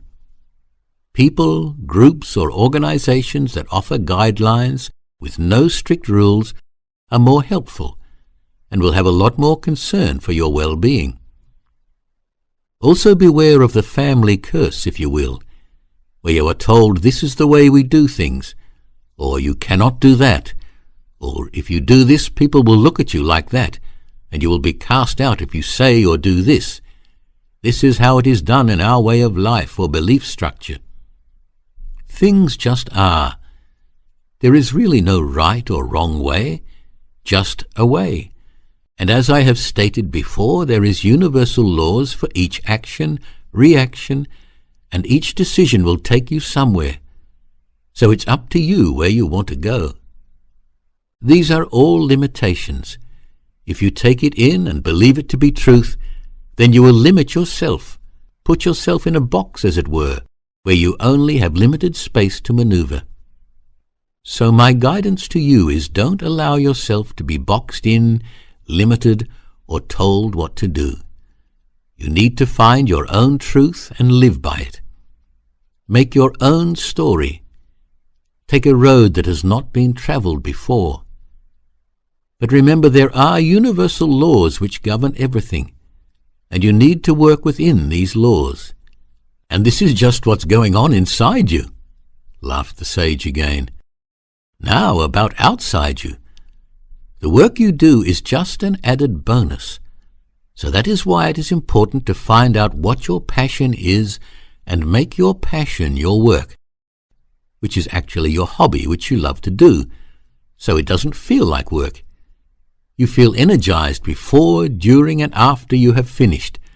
And wow, if you get paid for doing it, even better. Don't let the money be the main focus. Let the passion of the work be the main focus, and payment will follow it. Don't be a slave to the money. Let the money be the worker of your lifestyle. Let the money work for you and not you for it. As I said, get your inner work functioning well, and the outside will fall into place like well-manufactured cogwheels that turn perfectly, moving the next one and the next one in perfect order, fulfilling the function you want them to do, and you don't force them. One thing I have come to realize is that when I allow things to fall into place, they always work well. But when I try to force them to work, they never work well in the end. We are all individual cogs on a micro and macrocosm level. And it's how we work with the other cogs that makes our world work, turn or function, or not function. We are all in this together, and when one cog is not working in perfect order or flow, it disrupts the whole organism. Your outer role is also to work on your relationships with other beings, forgive, and find a peaceful common ground to work from, to build up these relationships. There has been so much negativity, distrust, and hate expressed for such a long time that now is a good time to come to the realization that it is very destructive, and find all means to bring about change for the benefit of all. Find the common things that you can agree on, and use that as a starting point to bring yourselves together, to bring about cooperation and peace, and have tolerance for other people's beliefs and the way they do things, as that's their way, not your way. No one said it will be easy, but when we start taking the steps, we begin the journey. Don't compare yourself to anyone. Be unique. Be authentic. Be yourself, as everyone has and will be on a different journey. Just try and make your journey and their journey as sweet as possible. Does this answer your question, young master? Asked the sage. Yes, but it's not the answer I was expecting, said the boy. It never is, young master, laughed the sage again. As you have been taught to look outside yourself, and as long as you keep searching outside yourself, you will never find the thing you are looking for. And funny enough, it is with you all the time. But you are so preoccupied looking in every place except the place nearest you, which is in fact in you. Turn inward and find your heart and open it up. I want to share a poem with you, young master. You are. You are a five-pointed star, walking, talking, creative or dull, hands and fingers, feet and toes, all extensions of the center which creates your heaven or hell. Your heart is the sun, radiant and bright, creating growth and shining light, producing love or hate with every pump. Your body ignites, affecting the growth of everyone in sight, creates movement energy, bringeth or taketh life. Your mind is the moon reflection of the sun. Balance them together to create magic delights. The lighter, brighter, and reflective it be, the more you can help others to create, see, and be. Join all forces, balance, and be free.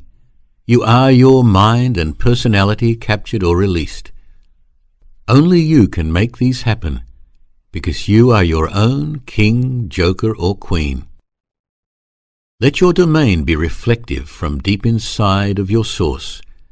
As sun, moon, and star is what you are, gain your royal birthright. Glitter bright and with pure light. Be positive, complimentary, and open, and most importantly, be at peace. Each and every one of us is one of these, violent, happy, content, and free. The difference is in what we believe. Create your earthly stage in unison with other domains of kings, jokers, and queens. That means you and me, us and them, and the other three. Altogether we can build a beautiful, gentle, and positive, peaceful place to be. Our eyes, ears, nose, and touch stimulates a vibration which is real to us. We decide on action according to these. So does your inner water become stable, rocky, violent, or calm as can be, creating high or low pressure around your self-esteem. I guess what I am trying to say is love yourself and neighbor, work it out together. For are we not social animals living off energy? Create it, share it, and uplift it instead of taking it, dominating it, and hurting with it. Let us all be kind, loving, and helpful for free, and let all our spirits gain freedom and release to find that which we seek. What are states? Conditions of the mind? You are in one now. How is your now? Positive or negative? And are you going up or down? Now is leading you to your future, one step at a time, as your past led you to your now, step by step. Are we all the same, identical, but on what different scales? Because are we not movement of energy and cycles, perfect and effective on either side of the scale, which can be positive or negative, creating a spiral of ups and downs, heaven or hell, light or dark, love or hate, or creating or destroying for all to see? The most important for survival is what we eat, drink, and breathe. Divide these up into categories and see the vastness of possibilities. Is it all healthy, pure, and clean, or harmful substances that tarnish the light and shine of the pristine creation of wonderful Mother Nature we are? Without any of these we cease to be, so the better, purer, chemical-free, the more we radiate, shine, and can be seen, as we all are intended to be. Become happy in the now, as your future is who you are now. Your thoughts, which create the movement of energy, good or bad, happy or sad, laughter or tears, or the whole lot, will manifest for sure. Remember, it's all in your thoughts, which came from your past, which came from your birth. The future is death, but it is how you approach it that makes you go up or down, a beginning, middle, and end. You can't change the beginning and the end, and now you are in the middle. It's all in the mind of what to be, so create your stage, throne, domain, in love, light, and peace. Our lives are events of things that show, learn, and teach. This knowledge is what we are, whether health worker, dictator, janitor, or... This knowledge is reflective, good or bad. So it comes from the heart. It's pure, true, and clean, and as they say, knowledge is power, and power should be in harmony of the heart, mind, and soul, the 1, 2, and 3. So now take this knowledge, keep what works for you, and leave behind all that doesn't, and start to have the wisdom to use it, to bring about a positive change in your life. As I said before, I can pass these teachings on to you, but what you do with them is up to you. If you start putting them into practice, your wisdom will soon start to shine through, as the sun's rays shine through the clouds, and you will light up other people's dark and misty paths, as I have done for you today. But you are much younger than me, so you will be greater than me, as you pass this knowledge on to others, by sharing the fruits of wisdom you gain. And you will also be a shining light for all those who are blind but want to see, and for all those who have no direction and are looking for a starting point. All those who say they are lost because they keep looking outside themselves. All those who are looking down at their feet. All those who don't have access to knowledgeable elders. Shine your light and love far and wide, young master, as you have the power to do so. So, friend, when we work together, we can do a lot to help bring about a change in our fragile but beautiful world. I often hear, well, what can I do to make a difference? Well, you can start making a huge difference by cultivating a positive attitude, as well as creating positive thinking, which will turn into positive speech, which will turn into positive action and positive habits, which will not only affect your life for the better, but everyone else's too. Be inspired to use your loving energy in words and deeds which manifest into positive and uplifting action for yourself and others. Unconditional love is the way we should all strive to live. So now, young master, I have taught you how to hang yourself as promised, but not by your neck as you wanted to do, but by your feet. So you see you were close to the correct intention, but just needed to refine and define the place to put the rope. And by this small adjustment, it changes your perspective completely, and you look and see life totally differently, and you still get to stay alive in the here and now. Now, isn't that a blessing? I want to give you a real task to do, so you can see what I am saying has an effect on you and on others, said the sage. Next time you see a baby crying, visualize and send out the vibration of love and light out from your heart center to that baby, and to whoever is around that baby. The greater the energy sent, the greater the effect. You will see the baby will stop crying as you have raised the energy field around them. Once you see the power in this, then you will realize the power in all your thoughts and see the effect they have. Your thoughts and actions are vibrations experiencing themselves, with an effect of action equals reaction. That's why it's important to send out unconditional love to all things and expect nothing in return. This keeps your vibration high, and you are helping keep the vibration on the planet high. The young master finally said, "Thank you, Master. You have taught me so much today, things I didn't know of or have the understanding of.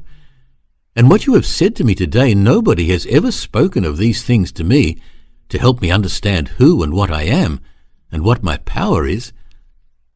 I am so grateful that you chose to walk this way today and that our paths have entwined." Nothing happens by chance, young master.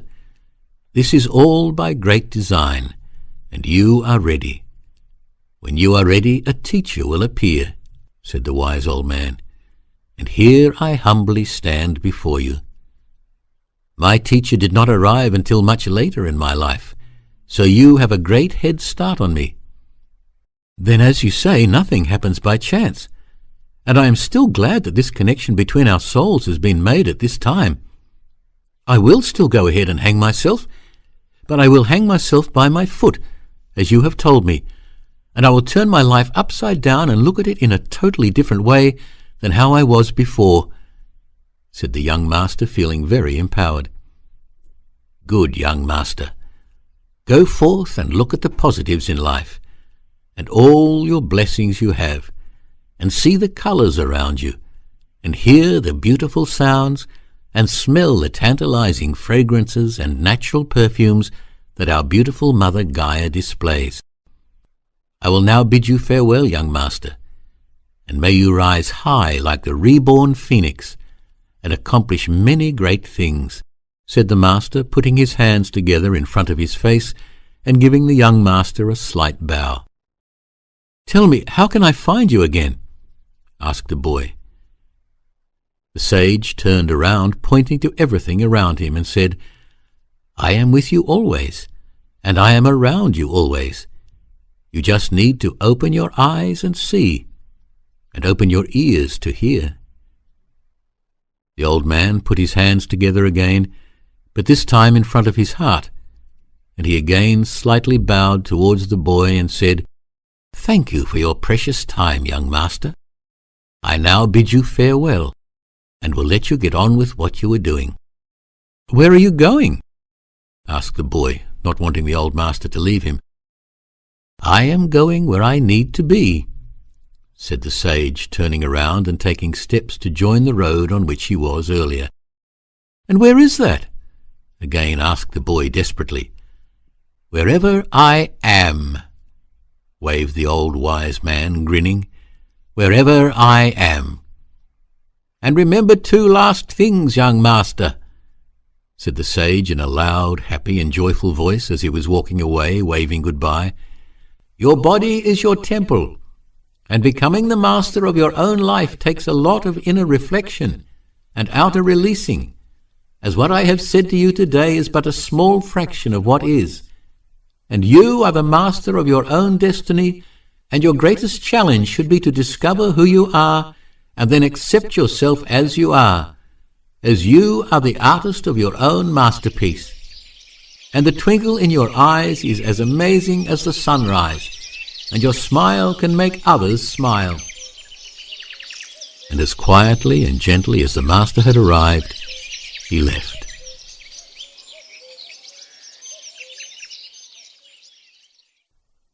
So by living in your heart, the place of your inner sun which shines and radiates golden, bright and warm light, which will in turn reflect on the moon, which is the mind, and thus bringing them together, merging the heart and mind, and let this become your place of truth, which will come from your inner being to become your outer reality.